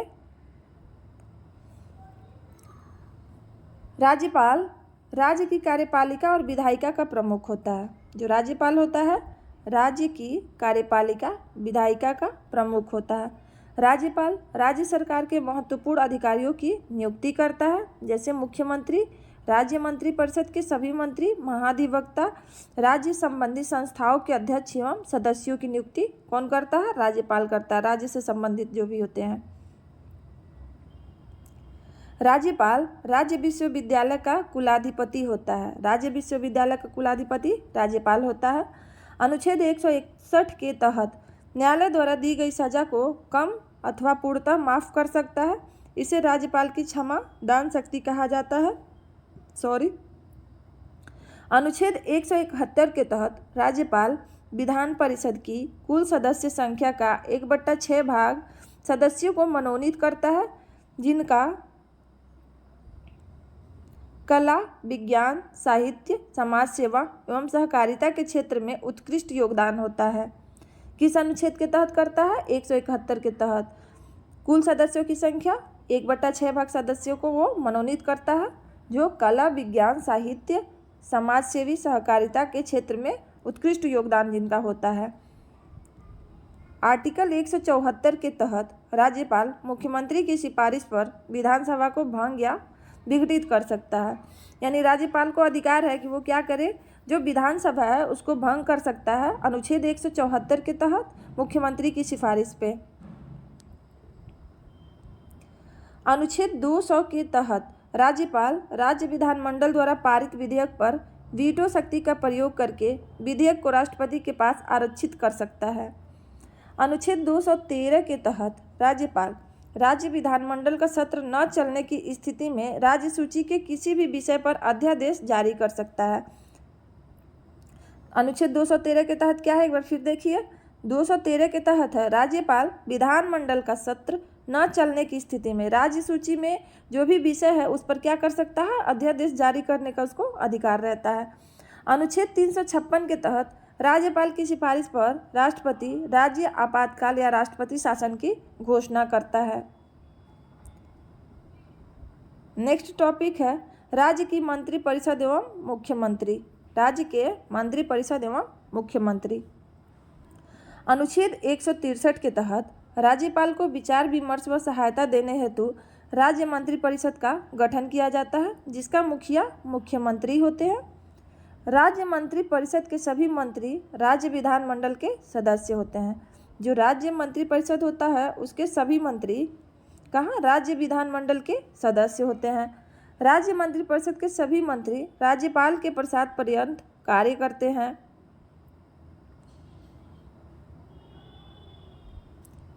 राज्य मंत्रिपरिषद के सभी मंत्री सामूहिक रूप से विधानसभा के प्रति उत्तरदायी होते हैं। अनुच्छेद 164 के तहत राज्यपाल राज्य के मुख्यमंत्री की नियुक्ति करता है। अनुच्छेद 164 के तहत राज्यपाल क्या करता है, राज्य के मुख्यमंत्री की नियुक्ति करता है, जबकि अन्य सभी मंत्रियों की नियुक्ति राज्यपाल मुख्यमंत्री की सलाह पर करता है। मुख्यमंत्री सहित सभी मंत्रियों की न्यूनतम आयु 25 वर्ष होती है। मुख्यमंत्री का कार्यकाल सामान्यतः 5 वर्ष का होता है। मुख्यमंत्री राज्य की कार्यपालिका का वास्तविक प्रमुख होता है। जैसे केंद्र में प्रधानमंत्री संघ की कार्यपालिका का वास्तविक प्रमुख होता है, वैसे राज्य में मुख्यमंत्री जो होता है वो कार्यपालिका का वास्तविक प्रमुख होता है। नेक्स्ट टॉपिक हम लोग देखेंगे महाधिवक्ता।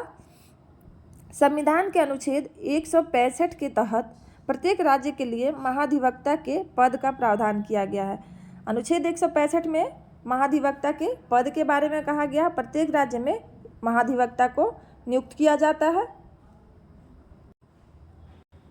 महाधिवक्ता की नियुक्ति राज्य मंत्रिपरिषद की सलाह पर राज्यपाल करता है और यह राज्यपाल के प्रसाद पर्यंत पद धारण करता है। यानी राज्यपाल जब तक चाहेंगे तब तक ये महाधिवक्ता के पद पर रहेंगे। महाधिवक्ता राज्य का प्रथम और सर्वोच्च कानूनी सलाहकार होता है। महाधिवक्ता क्या होता है, राज्य का प्रथम और सर्वोच्च कानूनी सलाहकार होते हैं। महाधिवक्ता को देश के किसी भी न्यायालय में सुनवाई करने का अधिकार प्राप्त होता है। महाधिवक्ता राज्य विधानमंडल के किसी भी सदन का सदस्य नहीं होता है, परंतु सदनों की कार्यवाही में भाग ले सकता है और सदनों को संबोधित भी कर सकते हैं। महाधिवक्ता सदन में मत का प्रयोग नहीं कर सकते हैं। महाधिवक्ता के पद की योग्यताएं उच्च न्यायालय के न्यायाधीशों के समान होती है। यानी महाधिवक्ता का जो पद होता है उच्च न्यायालय में जो न्यायाधीश होते हैं उन्हीं के बराबर होती हैं। राज्य विधायिका। अनुच्छेद 168 के तहत राज्य विधायिका के रूप में कानून बनाने का कार्य राज्य विधानमंडल करती है। राज्य विधानमंडल के 3 प्रमुख अंग हैं। राज्यपाल जो अध्यक्ष होते हैं, विधान परिषद उच्च सदन होता है और विधानसभा निम्न सदन होता है। जैसे केंद्र में राष्ट्रपति होते हैं, उसके बाद लोकसभा क्या होता है, निम्न सदन होता है और राज्यसभा उच्च सदन होता है। वैसे ही राज्य में 3 प्रमुख अंग होते हैं विधानमंडल के। राज्यपाल अध्यक्ष होते हैं और विधान परिषद क्या होता है, उच्च सदन, और विधानसभा निम्न सदन होता है। नेक्स्ट टॉपिक है विधानसभा।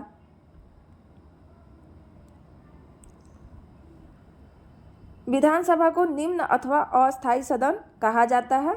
विधानसभा क्या है, निम्न और अस्थायी सदन है। मुख्यमंत्री की सिफारिश पर राज्यपाल किसी भी समय विधानसभा को भंग या विघटित कर सकता है, जिस कारण विधानसभा को अस्थायी सदन कहा जाता है।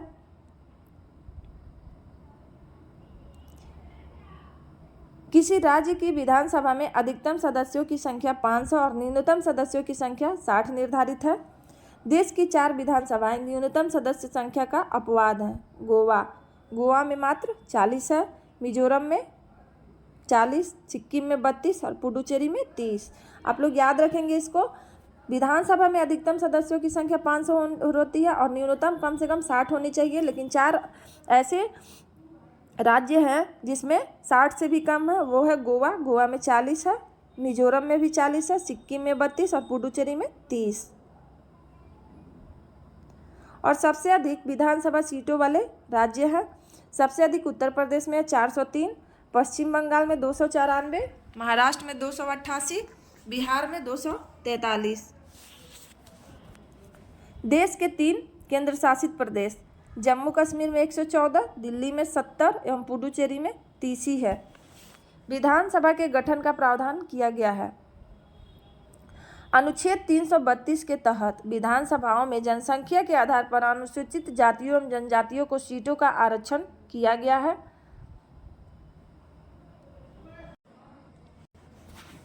विधानसभा के सदस्यों को कार्यकाल 5 वर्ष होता है और न्यूनतम आयु 25 वर्ष होती है। विधान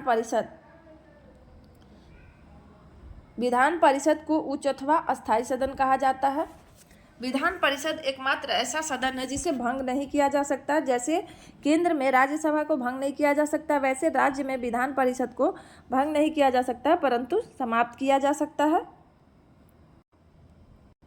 वर्तमान में केवल 6 राज्य, वो 6 राज्य हैं उत्तर प्रदेश, बिहार, महाराष्ट्र, कर्नाटक, आंध्र प्रदेश एवं तेलंगाना, जिसमें विधान परिषद विद्यमान है, माने वहाँ पे है और बाकी जगह नहीं है। वर्तमान में अभी केवल 6 राज्य ऐसे हैं जहाँ पे विधान परिषद है, बाकी वो जगह नहीं है। किसी राज्य की विधान परिषद में कुल सदस्यों की संख्या उस राज्य की विधानसभा के कुल सदस्यों की संख्या के 1/3 से अधिक नहीं हो सकती है। माने अगर किसी राज्य में विधानसभा के जितने सदस्य हैं उसके सदस्यों की संख्या के 1/3 से अधिक नहीं हो सकती है। किसी राज्य की विधान परिषद में न्यूनतम सदस्यों की संख्या 40 हो सकती है। सर्वाधिक विधान परिषद सीटों वाले राज्य सबसे अधिक कहाँ है? उत्तर प्रदेश में 100 है, महाराष्ट्र में 78 है, बिहार में 75 है, कर्नाटक 75, आंध्र प्रदेश में 50 एवं तेलंगाना में 40। विधान परिषद के सदस्यों का कार्यकाल 6 वर्ष का होता है, परंतु प्रत्येक दूसरे वर्ष 1/3 सदस्य सेवानिवृत्त होते हैं तथा उनके स्थान पर नवीन सदस्य निर्वाचित होते हैं। विधान परिषद का सदस्य बनने के लिए न्यूनतम आयु 30 वर्ष हुआ। विधान परिषद किसी साधारण विधेयक को अधिकतम 4 माह तक और किसी धन विधेयक को अधिकतम 14 दिनों तक रोक सकती है। विधान परिषद अपने सदस्यों में से एक सभापति एवं एक उपसभापति का चुनाव करती है। नेक्स्ट है राज्य न्यायपालिका। राज्य की न्यायपालिका में एक उच्च न्यायालय एवं उसके नीचे अधीनस्थ न्यायालय होते हैं। अधीनस्थ न्यायालय अनुच्छेद 333 से 337। अधीनस्थ न्यायालय कितने आर्टिकल में है? 300 बोल दिए थे, 233 से 237 के बीच में है। उच्च न्यायालय के अधीन एवं उसके निर्देशानुसार जिला और निम्न स्तरों पर कार्य करते हैं। उच्च न्यायालय राज्य के न्यायिक प्रशासन में उच्च न्यायालय अनुच्छेद 214 से 232 की स्थिति शीर्ष पर होती है। भारत में सर्वप्रथम उच्च न्यायालय की स्थापना 1862 में कोलकाता में हुई थी। तत्पश्चात इसी वर्ष बम्बई और मद्रास में भी उच्च न्यायालय की स्थापना की गई। देश के चौथे उच्च न्यायालय की स्थापना 1866 में इलाहाबाद में हुई। संविधान के अनुच्छेद 214 के तहत प्रत्येक राज्य के लिए एक उच्च न्यायालय की व्यवस्था की गई थी। 7वें संवैधानिक संशोधन अधिनियम 1956 के तहत यह प्रावधान किया गया कि एक उच्च न्यायालय 2 या 2 से अधिक राज्यों एवं एक संघ राज्य क्षेत्र के लिए साझा उच्च न्यायालय बन सकता है। वर्तमान में कुल उच्च न्यायालय की संख्या 25 है। उच्च न्यायालय के न्यायाधीश एक नज़र में देखते हैं। नियुक्ति कौन करते हैं उच्च न्यायालय के न्यायाधीश का? राष्ट्रपति के द्वारा किया जाता है। पदच्युत यानी उनको पद से कौन हटाते हैं? संसद के द्वारा। शपथ कौन दिलाता है? राज्यपाल के समक्ष। और उच्चतम न्यायालय में शपथ कौन दिलाता है? राष्ट्रपति।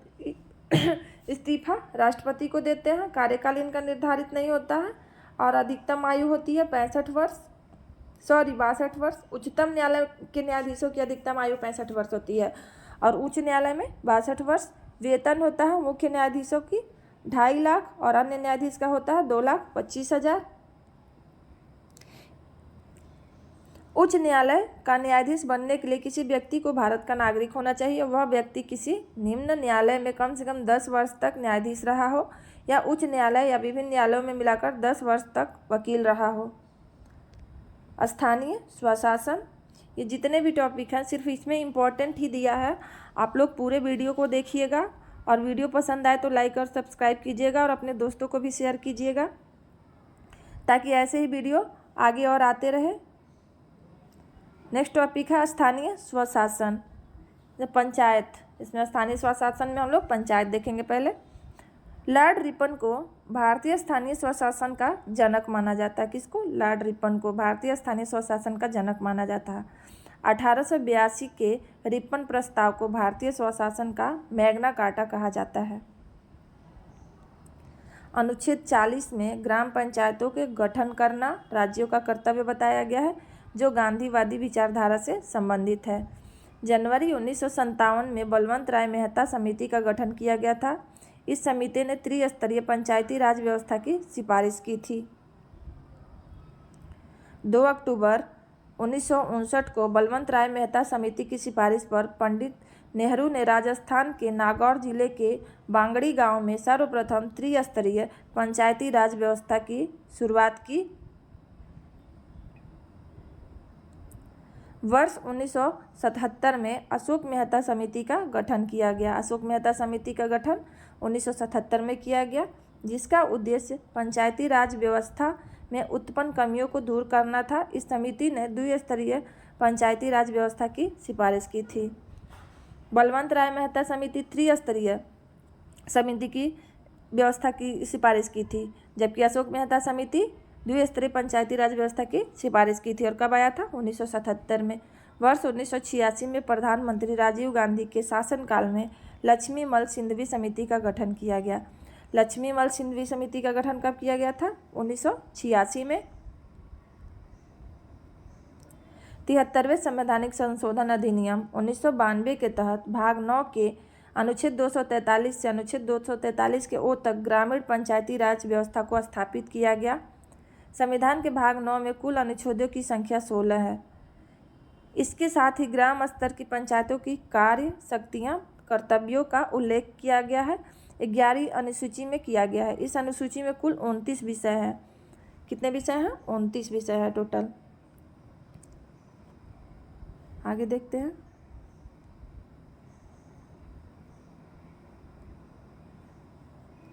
भारत का एकमात्र राज्य आंध्र प्रदेश है, जहां अल्पसंख्यकों को पंचायतों में आरक्षण दिया गया है।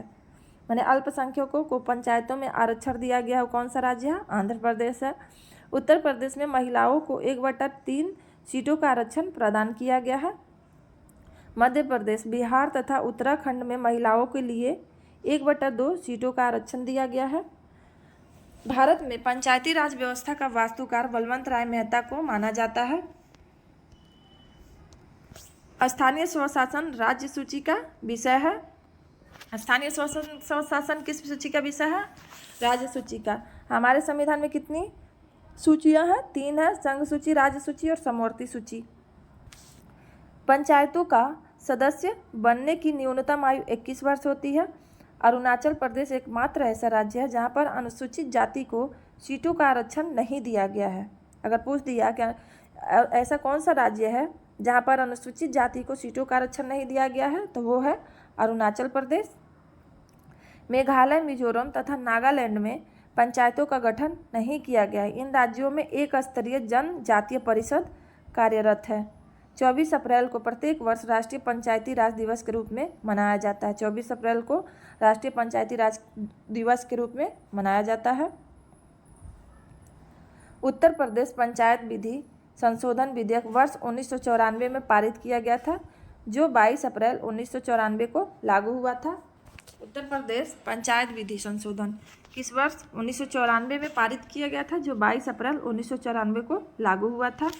स्वतंत्र भारत के प्रथम पंचायती राज मंत्री सुरेंद्र कुमार डे थे। स्वतंत्र भारत के प्रथम पंचायत राज मंत्री कौन थे? सुरेंद्र कुमार डे। वर्तमान में केंद्रीय ग्रामीण विकास और पंचायती राज मंत्री श्री गिरिराज सिंह हैं। ऐसे राज्यों में जहां जनसंख्या 20 लाख से कम है, वहां मध्यवर्ती स्तर पर पंचायतों का गठन नहीं किया जा सकता है। अनुसूचित क्षेत्रों से संबंधित पंचायत विस्तार अधिनियम पेशा का निर्माण वर्ष 1996 में किया गया था। पेशा का निर्माण कब किया गया था? 1996 में। क्या है? पंचायत विस्तार अधिनियम है। नगर पालिका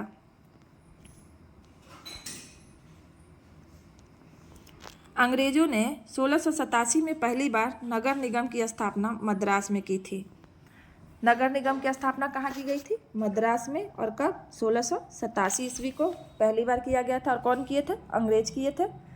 74वें संविधान संशोधन अधिनियम 1992 के तहत संविधान के भाग 9 के ए में नगर पंचायत का उल्लेख अनुच्छेद 243 के पी से अनुच्छेद 243 के जेड जी तक किया गया है।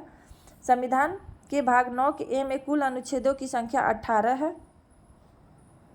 सब इम्पोर्टेंट है, आप लोग याद रखिएगा, एग्जाम में हमेशा पूछता है। इसके साथ ही नगर स्तरों की पंचायतों के कार्य, शक्तियां तथा कर्तव्यों का उल्लेख संविधान की 12वीं अनुसूची में किया गया है। इस अनुसूची में कुल 18 विषय हैं। नगर पालिकाओं का कार्यकाल भी पंचायतों के समान प्रथम अधिवेशन बैठक से 5 वर्ष तक होता है। नगर पालिका में अनुसूचित जाति, अनुसूचित जनजाति तथा महिलाओं के लिए सीटों का आरक्षण प्रदान किया गया है। सहकारी समितियां। भारत में सहकारी आंदोलन की शुरुआत वर्ष 1904 में हुई थी। सहकारी आंदोलन की शुरुआत कब हुई थी? वर्ष 1904 में हुई थी। भारत में सहकारी आंदोलन के जनक थे एफ निकोलसन को माना जाता है। भारत में सहकारी आंदोलन के जनक किसको माना जाता है? एफ निकोलसन को। 97वें संवैधानिक संशोधन अधिनियम 2011 के तहत सहकारी समितियों को संवैधानिक दर्जा प्रदान किया गया। इसके तहत संविधान में भाग 9 के बी को जोड़ा गया तथा इसके प्रावधान अनुच्छेद 243 के जेड एस से अनुच्छेद 243 के जेड टी तक किया गया। सहकारी समिति में निदेशकों की अधिकतम संख्या 21 हो सकती है, जिसमें से एक स्थान अनुसूचित जाति या अनुसूचित जनजाति के लिए तथा 2 स्थान महिला सदस्यों के लिए आरक्षित होते हैं। सहकारिता मंत्रालय के प्रथम और वर्तमान मंत्री अमित शाह हैं। सहकारिता मंत्रालय के प्रथम और वर्तमान मंत्री कौन है? अमित शाह। प्रथम भी यही हैं और वर्तमान में भी अमित शाह ही हैं। केंद्र राज्य संबंध। संविधान के भाग 11 में अनुच्छेद 245 के 263 तक केंद्र राज्य संबंधों का उल्लेख किया गया है। भाग 11 में क्या है? केंद्र राज्य संबंध के बारे में चर्चा किया गया और कहाँ से कहाँ तक अनुच्छेद है? 245 से 263 तक। केंद्र राज्य संबंधों को मुख्यतः 3 भागों में विभाजित किया जाता है। पहला है विधायी संबंध।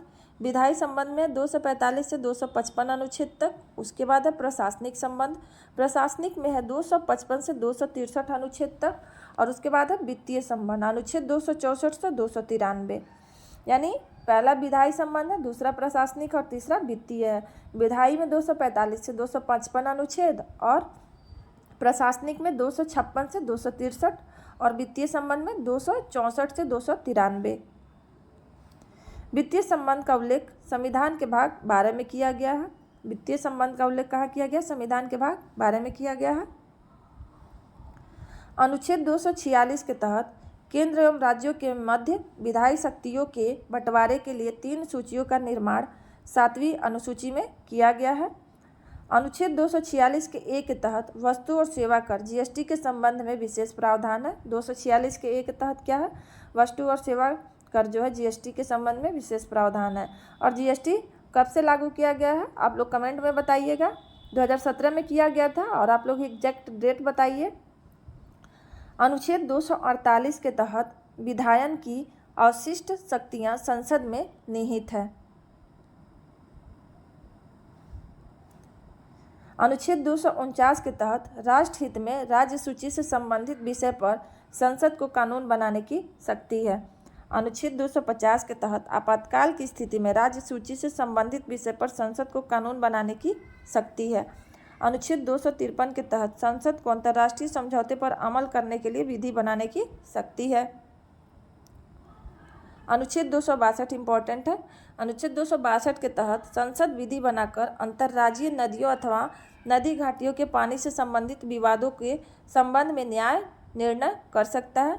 अनुच्छेद 263 राज्यों के मध्य तथा केंद्र और राज्यों के मध्य समन्वय के लिए अंतर्राज्यीय परिषद के गठन का प्रावधान करता है। अनुच्छेद 263 क्या करता है? अंतर्राज्यीय परिषद के गठन का प्रावधान करता है राज्य और केंद्र के मध्य समन्वय के लिए। 121वें संवैधानिक संशोधन अधिनियम 2016 101वां संवैधानिक संशोधन कब पूछ दिया तो कब बताएंगे? 2016 में हुआ था, के तहत अनुच्छेद 279 के ए को जोड़ा गया, 279 के ए को जोड़ा गया, जिसके द्वारा राष्ट्रपति को जीएसटी परिषद की स्थापना की शक्ति प्राप्त होती है। राष्ट्रपति को क्या जीएसटी परिषद है वो उसकी स्थापना की शक्ति प्राप्त होती है 279 के ए के तहत, और 101वां संवैधानिक संशोधन 2016 में जोड़ा गया। केंद्र राज्य संबंधों के संदर्भ में वर्ष 1966 में मोरारजी देसाई की अध्यक्षता में 6 सदस्यीय प्रथम प्रशासनिक सुधार आयोग का गठन किया गया था। वर्ष 1969 में डॉक्टर पीवी राजमन्नार की अध्यक्षता में 3 सदस्यीय राजमन्नार आयोग का गठन किया गया था। राजमन्नार आयोग का गठन कब किया गया था? वो 1969 में डॉक्टर वीपी राजमन्नार की अध्यक्षता में, और कितने सदस्य की थे? 3 सदस्य। वर्ष 1983 में केंद्र राज्य संबंधों के लिए सेवानिवृत्त न्यायाधीश आर.एस. सरकारिया की अध्यक्षता में 3 सदस्यीय सरकारी आयोग का गठन किया गया था, जिसमें संबंधों में सुधार की दिशा में 247 सिफारिशें की थी। इसको एक बार और देखेंगे क्योंकि हमेशा एग्जाम में पूछता है। सॉरी, वर्ष 1983 में केंद्र राज्य संबंध के सेवानिवृत्ति न्यायाधीश आर.एस. सरकारिया पूछता है सरकारिया आयोग किस वर्ष गठन किया गया था? तो 1983 में, और इसमें 3 सदस्य थे जिसमें सरकारी आयोग का गठन किया गया था, जिसने संबंधों में सुधार की दिशा में कितनी सिफारिशें की थी? 247 सिफारिशें की थी। वर्ष 2007 में केंद्र सरकार ने केंद्र राज्य संबंधों की समीक्षा के लिए पूर्व न्यायाधीश मदन मोहन पुंची की अध्यक्षता में 4 सदस्यीय पुंची आयोग का गठन किया गया था। पुंची आयोग का गठन कब किया गया था? 2007 में। कब किया गया था? 2007 में। और इसका क्या है? केंद्र राज्य संबंध की समीक्षा के लिए, और किसकी अध्यक्षता में किया गया था? तो मदन मोहन पुंची की अध्यक्षता में 4 सदस्यीय टीम थी। लास्ट हम लोग देखेंगे संवैधानिक और गैर संवैधानिक निकाय। वित्त आयोग। वित्त आयोग का उल्लेख संविधान के भाग 12 में अनुच्छेद 280 में किया गया है। यह एक अस्थायी आयोग है जिसका राष्ट्रपति प्रत्येक 5वें वर्ष में गठन करता है। वित्त आयोग का उल्लेख किसमें किया गया है? भाग 12 में किया गया है अनुच्छेद 280 के तहत, और यह एक अस्थायी आयोग है जिसका राष्ट्रपति प्रत्येक 5 वर्ष में गठन करता है। वित्त आयोग में अध्यक्ष सहित कुल 5 सदस्य होते हैं जिनकी नियुक्ति केंद्र सरकार की सिफारिश पर राष्ट्रपति करते हैं। इन सदस्यों का कार्यकाल 5 वर्ष या 65 वर्ष की आयु तक जो भी पहले पूरी हो जाए। इस आयोग का मुख्य कार्य होता है वो केंद्र और राज्यों के मध्य करों का बंटवारा करना। अब तक 15 वित्त आयोग का गठन किया जा चुका है। 15वें वित्त आयोग में के 2020 से 25 के बीच की टाइम पीरियड है। वित्त आयोग के अध्यक्ष हैं नंद किशोर सिंह। अभी 15वें वित्त आयोग है, उनको नंद किशोर सिंह है। पहले वित्त आयोग के अध्यक्ष थे केसी नियोगी थे, हमेशा पूछता है। उसका नेक्स्ट है संघ लोक सेवा आयोग। संघ लोक सेवा आयोग का उल्लेख संविधान के भाग संघ लोक सेवा आयोग का उल्लेख संविधान के भाग 14 के अनुच्छेद 315 में किया गया है। ये भी पूछता है कि संघ लोक सेवा आयोग यूपीएससी का जो वर्णन है किस आर्टिकल में मिलता है, तो वो 315 में है। इस आयोग में एक अध्यक्ष सहित कुल 11 सदस्य होते हैं। एक अध्यक्ष होते हैं और कितने? 11 सदस्य होते हैं जिनकी नियुक्ति राष्ट्रपति करता है। इन सदस्यों का कार्यकाल 6 वर्ष या 65 वर्ष की आयु तक जो पहले पूरी हो जाए। यह केंद्रीय भर्ती संस्था ग्रेड और ग्रेड बी के रूप में केंद्र के कार्मिक मंत्रालय के अधीन कार्य करता है। इस आयोग के प्रथम अध्यक्ष सर रोज बाकर। कौन? सर रोज बाकर। संघ लोक सेवा आयोग के प्रथम अध्यक्ष सर रोज बाकर तथा प्रथम भारतीय अध्यक्ष एच.के. कृपलानी। इस आयोग के वर्तमान अध्यक्ष मनोज सोनी है। संघ लोक सेवा आयोग के वर्तमान अध्यक्ष कौन है? मनोज सोनी है, पूछ सकता है। राज्य लोक सेवा आयोग। प्रत्येक राज्य के लिए एक राज्य लोक सेवा आयोग का उल्लेख संविधान के भाग 14 के अनुच्छेद 315 में किया गया है। इस आयोग में एक अध्यक्ष सहित कुल 11 सदस्य होते हैं। संघ लोक सेवा आयोग में भी एक अध्यक्ष और 11 सदस्य होते हैं, और राज्य लोक सेवा आयोग में भी, जिनकी नियुक्ति राज्यपाल करता है।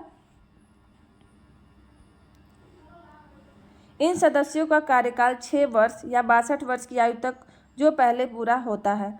यह राज्य भर्ती संस्था ग्रेड ए और ग्रेड बी के रूप में राज्य के कार्मिक मंत्रालय के अधीन कार्य करता है। केंद्रीय निर्वाचन आयोग। केंद्रीय निर्वाचन आयोग। केंद्रीय निर्वाचन आयोग का उल्लेख संविधान के भाग 15 के अनुच्छेद 324 में किया गया है। इस आयोग में एक मुख्य चुनाव आयुक्त और 2 अन्य चुनाव आयुक्त होते हैं, जिनकी नियुक्ति राष्ट्रपति करता है। इन सदस्यों का कार्यकाल 6 वर्ष या 65 वर्ष की आयु जो पहले पूरा हो जाता है। प्रारंभ में निर्वाचन आयोग एक सदस्यीय निकाय था। प्रारंभ में जब शुरुआत हुआ था तो उस समय निर्वाचन आयोग क्या था? एक सदस्यीय था। परंतु वर्ष 1989 में 2 अन्य चुनाव आयुक्तों का प्रावधान करके निकाय को बहुसदस्यीय बना दिया गया। केंद्रीय निर्वाचन आयोग के वर्तमान अध्यक्ष राजीव कुमार है। राष्ट्रीय अनुसूचित जाति आयोग। राष्ट्रीय अनुसूचित जाति आयोग 89वें संवैधानिक संशोधन अधिनियम 2003। 89वें संवैधानिक संशोधन कब हुआ था? 2003 में हुआ था। के तहत संविधान के भाग 16 के अनुच्छेद 338 में अनुसूचित जाति आयोग को संवैधानिक दर्जा प्रदान किया गया है। इस आयोग में एक अध्यक्ष, एक उपाध्यक्ष और 3 अन्य सदस्य होते हैं, जिनकी नियुक्ति राष्ट्रपति करता है। इन सदस्यों का कार्यकाल 3 वर्ष का होता है। इस आयोग का मुख्य कार्य होता है अनुसूचित जाति की सुरक्षा एवं विकास करना। इस आयोग के वर्तमान अध्यक्ष किशोर मकवाना है। अनुसूचित जनजाति आयोग के अध्यक्ष कौन थे वर्तमान में? किशोर मकवाना। राष्ट्रीय अनुसूचित जनजाति आयोग। राष्ट्रीय अनुसूचित जनजाति आयोग 89वें संवैधानिक संशोधन अधिनियम जो 2003 में हुआ था, संविधान के भाग 16 के अनुच्छेद 338 के ए में अनुसूचित जनजाति आयोग को संवैधानिक दर्जा प्रदान किया गया। इस आयोग में एक अध्यक्ष, एक उपाध्यक्ष और 3 अन्य सदस्य होते हैं, जिनकी नियुक्ति राष्ट्रपति करता है। इन सदस्यों का कार्यकाल भी 3 वर्ष ही होता है। इस आयोग का मुख्य कार्य अनुसूचित जनजाति की सुरक्षा एवं विकास करना होता है। इस आयोग के वर्तमान अध्यक्ष कौन है? अंतर सिंह आर्य हैं। अंतर सिंह आर्य हैं। कौन है? अंतर सिंह आर्य हैं। राष्ट्रीय पिछड़ा वर्ग आयोग। राष्ट्रीय पिछड़ा वर्ग आयोग 102वें संवैधानिक संशोधन अधिनियम 2018 के तहत 102वां संवैधानिक संशोधन कब हुआ था? 2018 में के तहत संविधान के भाग 16 के अनुच्छेद 338 के बी में पिछड़ा वर्ग आयोग को संवैधानिक दर्जा प्रदान किया गया। इस आयोग में एक अध्यक्ष, एक उपाध्यक्ष और 3 अन्य सदस्य होते हैं, जिनकी नियुक्ति राष्ट्रपति करते हैं। इन सदस्यों का कार्यकाल 3 वर्ष होता है। इस आयोग का मुख्य कार्य अन्य पिछड़ा वर्ग की सुरक्षा एवं विकास करना है। इस आयोग के वर्तमान अध्यक्ष हंसराज गंगाराम अहीर हैं। कौन है? हंसराज गंगाराम अहीर। गैर संवैधानिक निकाय हम लोग एक ही साथ देख लेते हैं। गैर संवैधानिक निकाय उनके गठन का वर्ष है, कुल सदस्यों की संख्या, सदस्यों का कार्यकाल और वर्तमान में प्रमुख अध्यक्ष कौन कौन है। केंद्रीय अन्वेषण ब्यूरो। केंद्रीय अन्वेषण ब्यूरो इसकी स्थापना हुई थी वर्ष 1963 में के संथानम समिति की सिफारिश पे। इसमें सदस्यों की संख्या नहीं है, सदस्यों का कार्यकाल भी नहीं है। वर्तमान अध्यक्ष है अनिल कुमार सिन्हा। केंद्रीय अन्वेषण ब्यूरो याद रखेंगे 1963 है, के संथानम समिति के सिफारिश पे हुआ था और वर्तमान अध्यक्ष अनिल कुमार सिन्हा है। केंद्रीय सतर्कता आयोग। केंद्रीय सतर्कता आयोग वर्ष 1964 के संथानम समिति की सिफारिश पे, ये भी के संथानम समिति के सिफारिश पे इसका गठन किया गया है। थोड़ा सा और जूम कर लेते हैं।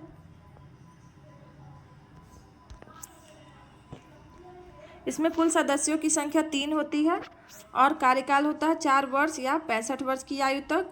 और वर्तमान अध्यक्ष है A.S. राजीव। राष्ट्रीय महिला आयोग। राष्ट्रीय महिला आयोग का गठन वर्ष 1992। इसमें सदस्य होते हैं कुल 6 और सदस्यों का कार्यकाल होता है 3 वर्ष या 65 वर्ष की आयु, जो पहले पूरा हो जाए। अभी रेखा शर्मा है, ये एग्जाम में हमेशा पूछता है। राष्ट्रीय महिला आयोग के अध्यक्ष कौन है और इसका गठन वर्ष कब है। राष्ट्रीय मानव अधिकार आयोग 1993, ये भी पूछता है। राष्ट्रीय मानव अधिकार आयोग का गठन वर्ष 1993 है। कुल सदस्य है 6 और इसका भी कार्यकाल होता है 3 वर्ष या 70 वर्ष की आयु, जो पहले पूरी हो जाए। अभी वर्तमान अध्यक्ष है न्यायमूर्ति अरुण कुमार मिश्रा, न्यायमूर्ति अरुण कुमार मिश्रा। राष्ट्रीय अल्पसंख्यक आयोग, इसका गठन वर्ष है 1993, इसमें कुल सदस्यों की संख्या 7 है। इसका कार्यकाल 3 वर्ष होता है। वर्तमान अध्यक्ष है इकबाल सिंह लालपुरा। केंद्रीय सूचना आयोग, केंद्रीय सूचना आयोग का गठन वर्ष है 2005 और वर्तमान अध्यक्ष हीरालाल समरिया है।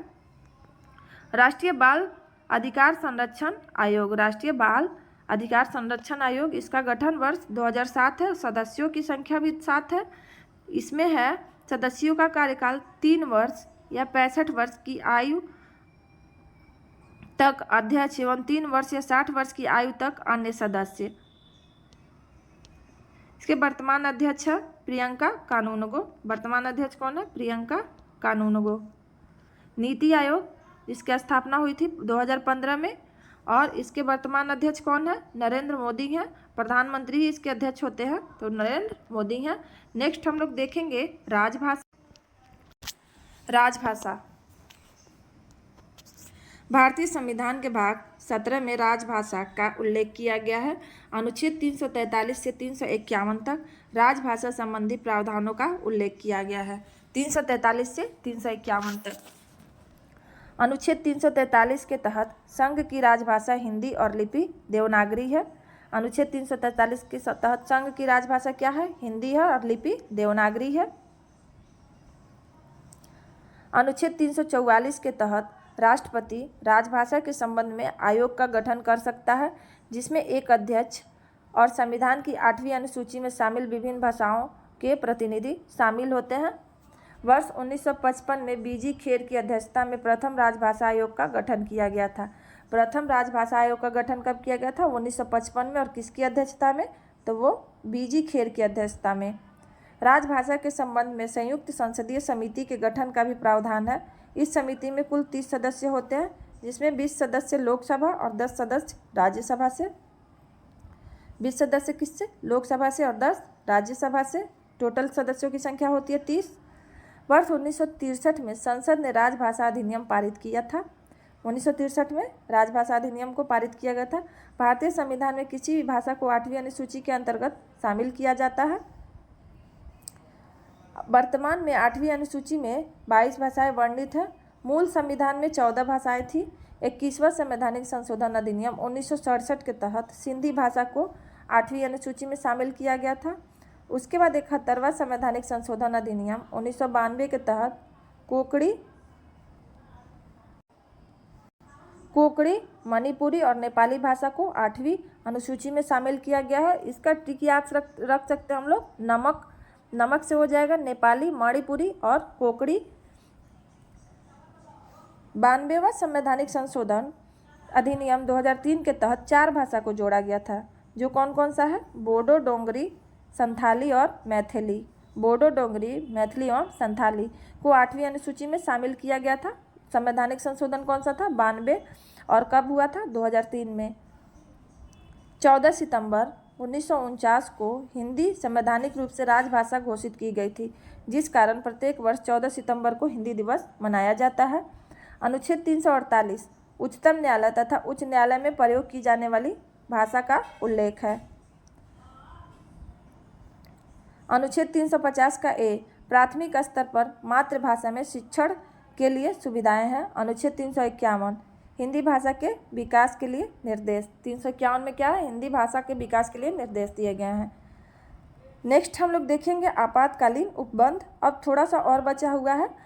वीडियो मैंने कोशिश किया है कि जितना से जितना कम टाइम में हो सके, ताकि आप लोग एक ही बार में रिवीजन कर सके और आप लोग का समय भी बचे। भारतीय संविधान के भाग 18 में अनुच्छेद 352 से 360 तक आपातकालीन उपबंधों का प्रावधान किया गया है। भारतीय संविधान में 3 प्रकार के आपातकाल का उल्लेख किया गया है। राष्ट्रीय आपातकाल, राज्य आपातकाल और वित्तीय आपातकाल। कितने प्रकार का आपातकाल का उल्लेख किया गया है? 3, राष्ट्रीय, राज्य और वित्तीय। आपातकाल संबंधी सभी शक्तियां राष्ट्रपति में निहित होती हैं। अनुच्छेद 352। अनुच्छेद 352 के तहत राष्ट्रपति युद्ध, बाह्य आक्रमण और सशस्त्र विद्रोह की स्थिति में मंत्रिमंडल की सिफारिश पर राष्ट्रीय आपातकाल की घोषणा करता है। अनुच्छेद 352 के तहत क्या होता है? राष्ट्रपति जो है युद्ध और बाह्य आक्रमण और सशस्त्र विद्रोह की स्थिति में जो मंत्रिमंडल से सिफारिश पर क्या करते हैं? राष्ट्रीय आपातकाल की घोषणा करते हैं। मूल संविधान के अनुच्छेद 352 में आंतरिक अशांति शब्द का प्रयोग किया गया था, परंतु 44वें संवैधानिक संशोधन अधिनियम 1978 के तहत आंतरिक अशांति शब्द को हटाकर सशस्त्र विद्रोह क्या कर दिया गया था? सशस्त्र विद्रोह किया गया। भारत में अब तक 3 बार भारत चीन युद्ध हुआ था 1962 में, भारत पाक युद्ध हुआ था 1971 में और आंतरिक अशांति का मामला था 1975 में। राष्ट्रीय आपातकाल लग चुका है। अगर पूछता है कि राष्ट्रीय आपातकाल कितनी बार लग चुका है, तो 3 बार। 3 बार कब? तो भारत चीन युद्ध में और भारत पाकिस्तान युद्ध में, और एक बार आंतरिक अशांति जब इंदिरा गांधी प्रधानमंत्री थी उस टाइम लगा था। भारत चीन युद्ध हुआ था 1962 में और आंतरिक अशांति 1975 में, और भारत पाकिस्तान का युद्ध 1971 में। राष्ट्रीय आपातकाल को एक बार में अधिकतम 6 माह तक लगाया जा सकता है और 6 माह करके अनिश्चित समय तक बढ़ाया जा सकता है। अनुच्छेद 359 के तहत राष्ट्रीय आपातकाल की स्थिति में अनुच्छेद 20 तथा अनुच्छेद 21 को छोड़कर अन्य सभी मौलिक अधिकार निलंबित हो जाते हैं। 20-21 का निलंबन कभी नहीं होता है, बाकी का निलंबन किया जा सकता है अनुच्छेद 359 के तहत जब राष्ट्रीय आपातकाल की स्थिति रहेगी तब। अनुच्छेद 356 के तहत राष्ट्रपति किसी राज्य के संवैधानिक तंत्र विफल होने की स्थिति में उस राज्य के राज्यपाल की सिफारिश पर राज्य आपातकाल राष्ट्रपति शासन की घोषणा करता है। राज्य आपातकाल को एक बार में अधिकतम 6 माह तक लगाया जा सकता है और विशेष परिस्थिति में इसे बढ़ाकर 3 वर्ष तक किया जा सकता है। सर्वाधिक बार राष्ट्रपति शासन वाले राज्य: उत्तर प्रदेश में 10 बार, मणिपुर में 10 बार, बिहार में 8 बार। याद रखेंगे अब आप लोग, उत्तर प्रदेश और बिहार के ज़्यादातर लोग यहीं के हैं, तो उत्तर प्रदेश में 10 बार और बिहार के 8।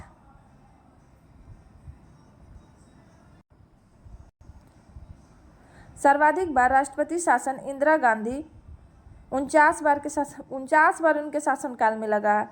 सबसे अधिक राष्ट्रपति शासन इंदिरा गांधी के शासनकाल में कितनी बार? 49 बार लगा हुआ है। छत्तीसगढ़ और तेलंगाना ऐसे राज्य हैं जहां पर अब तक राष्ट्रपति शासन नहीं लगा है। 2 ऐसे राज्य कौन से? छत्तीसगढ़ और तेलंगाना, जहां अभी भी राष्ट्रपति शासन नहीं लगा है।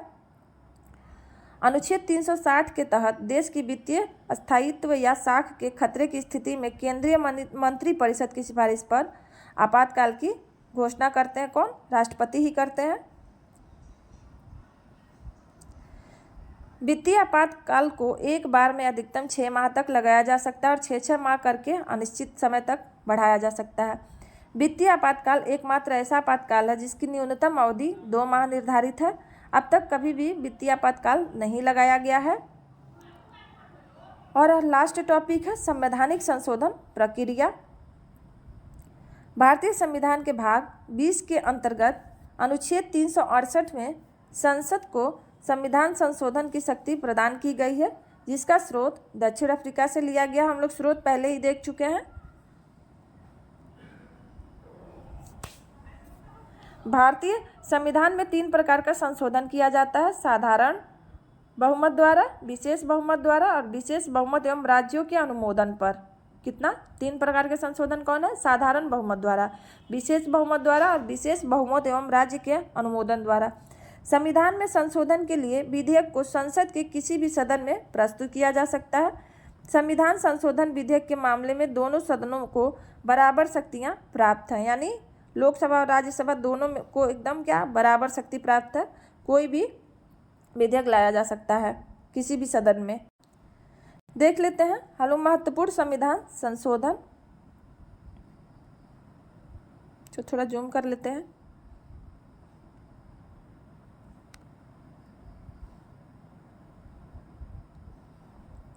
पहला संशोधन हुआ था 1951 में, इसमें 9वीं अनुसूची जोड़ा गया। 9वीं अनुसूची में क्या है? भूमि सुधार उन्मूलन है। 7वां संवैधानिक संशोधन 1956 में हुआ था। राज्यों का पुनर्गठन करके 14 राज्य और 6 केंद्र शासित प्रदेश को पुनर्गठित किया गया था। 10वां संवैधानिक संशोधन 1961 में दादर नगर हवेली को भारतीय संघ में शामिल किया गया। 12वां संवैधानिक संशोधन 1962 में गोवा दमन दीव को भारतीय संघ में शामिल किया गया। 14वां संवैधानिक संशोधन 1962 में पुडुचेरी को भारतीय संघ में शामिल किया गया। 18वां संवैधानिक संशोधन 1966 में पंजाब राज्य का पुनर्गठन करके हरियाणा राज्य और चंडीगढ़ को केंद्र शासित प्रदेश बनाया गया।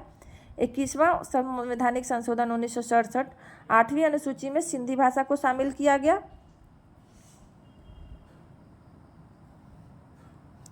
24वां संवैधानिक संशोधन 1971 संसद को मौलिक अधिकारों सहित संविधान के किसी भी भाग में संशोधन करने का अधिकार दिया गया। 36वां संवैधानिक संशोधन हमेशा पूछता है 1975। 36वां संवैधानिक संशोधन कब हुआ था? 1975 में। सिक्किम को भारतीय संघ में 22वें राज्य के रूप में सम्मिलित किया गया।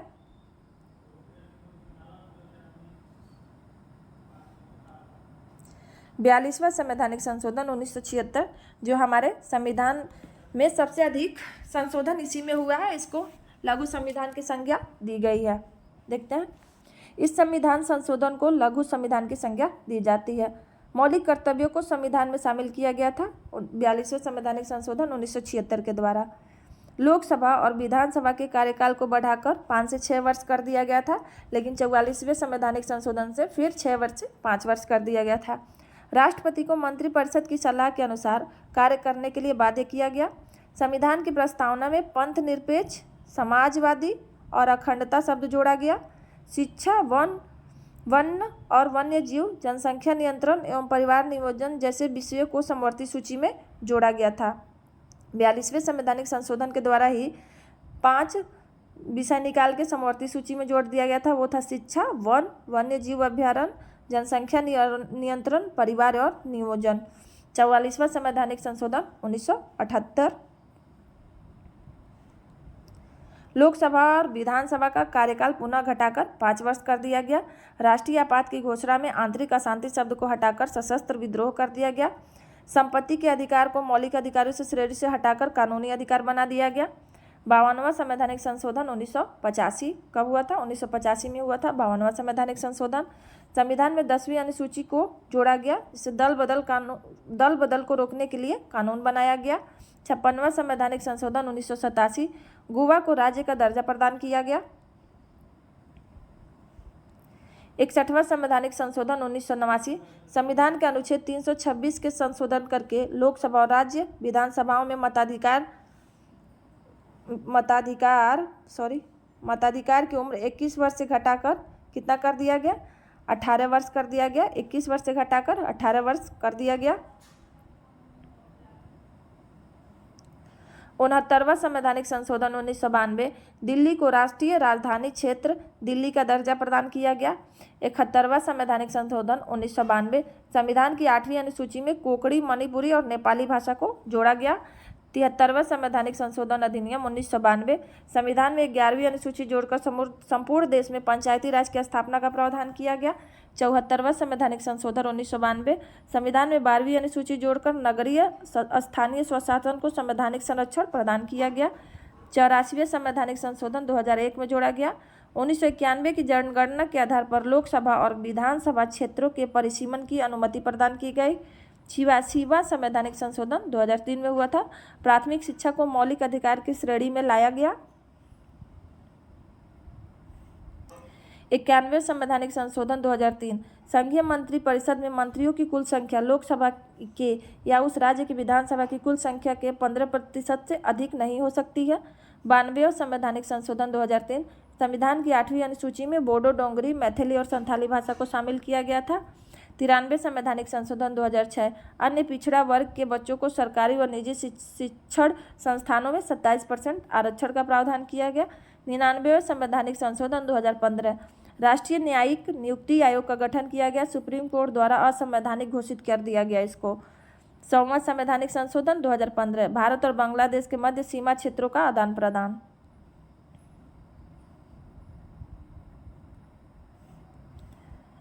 101वां संवैधानिक संशोधन 2016 में वस्तु और सेवा कर को संवैधानिक मान्यता मिल गया।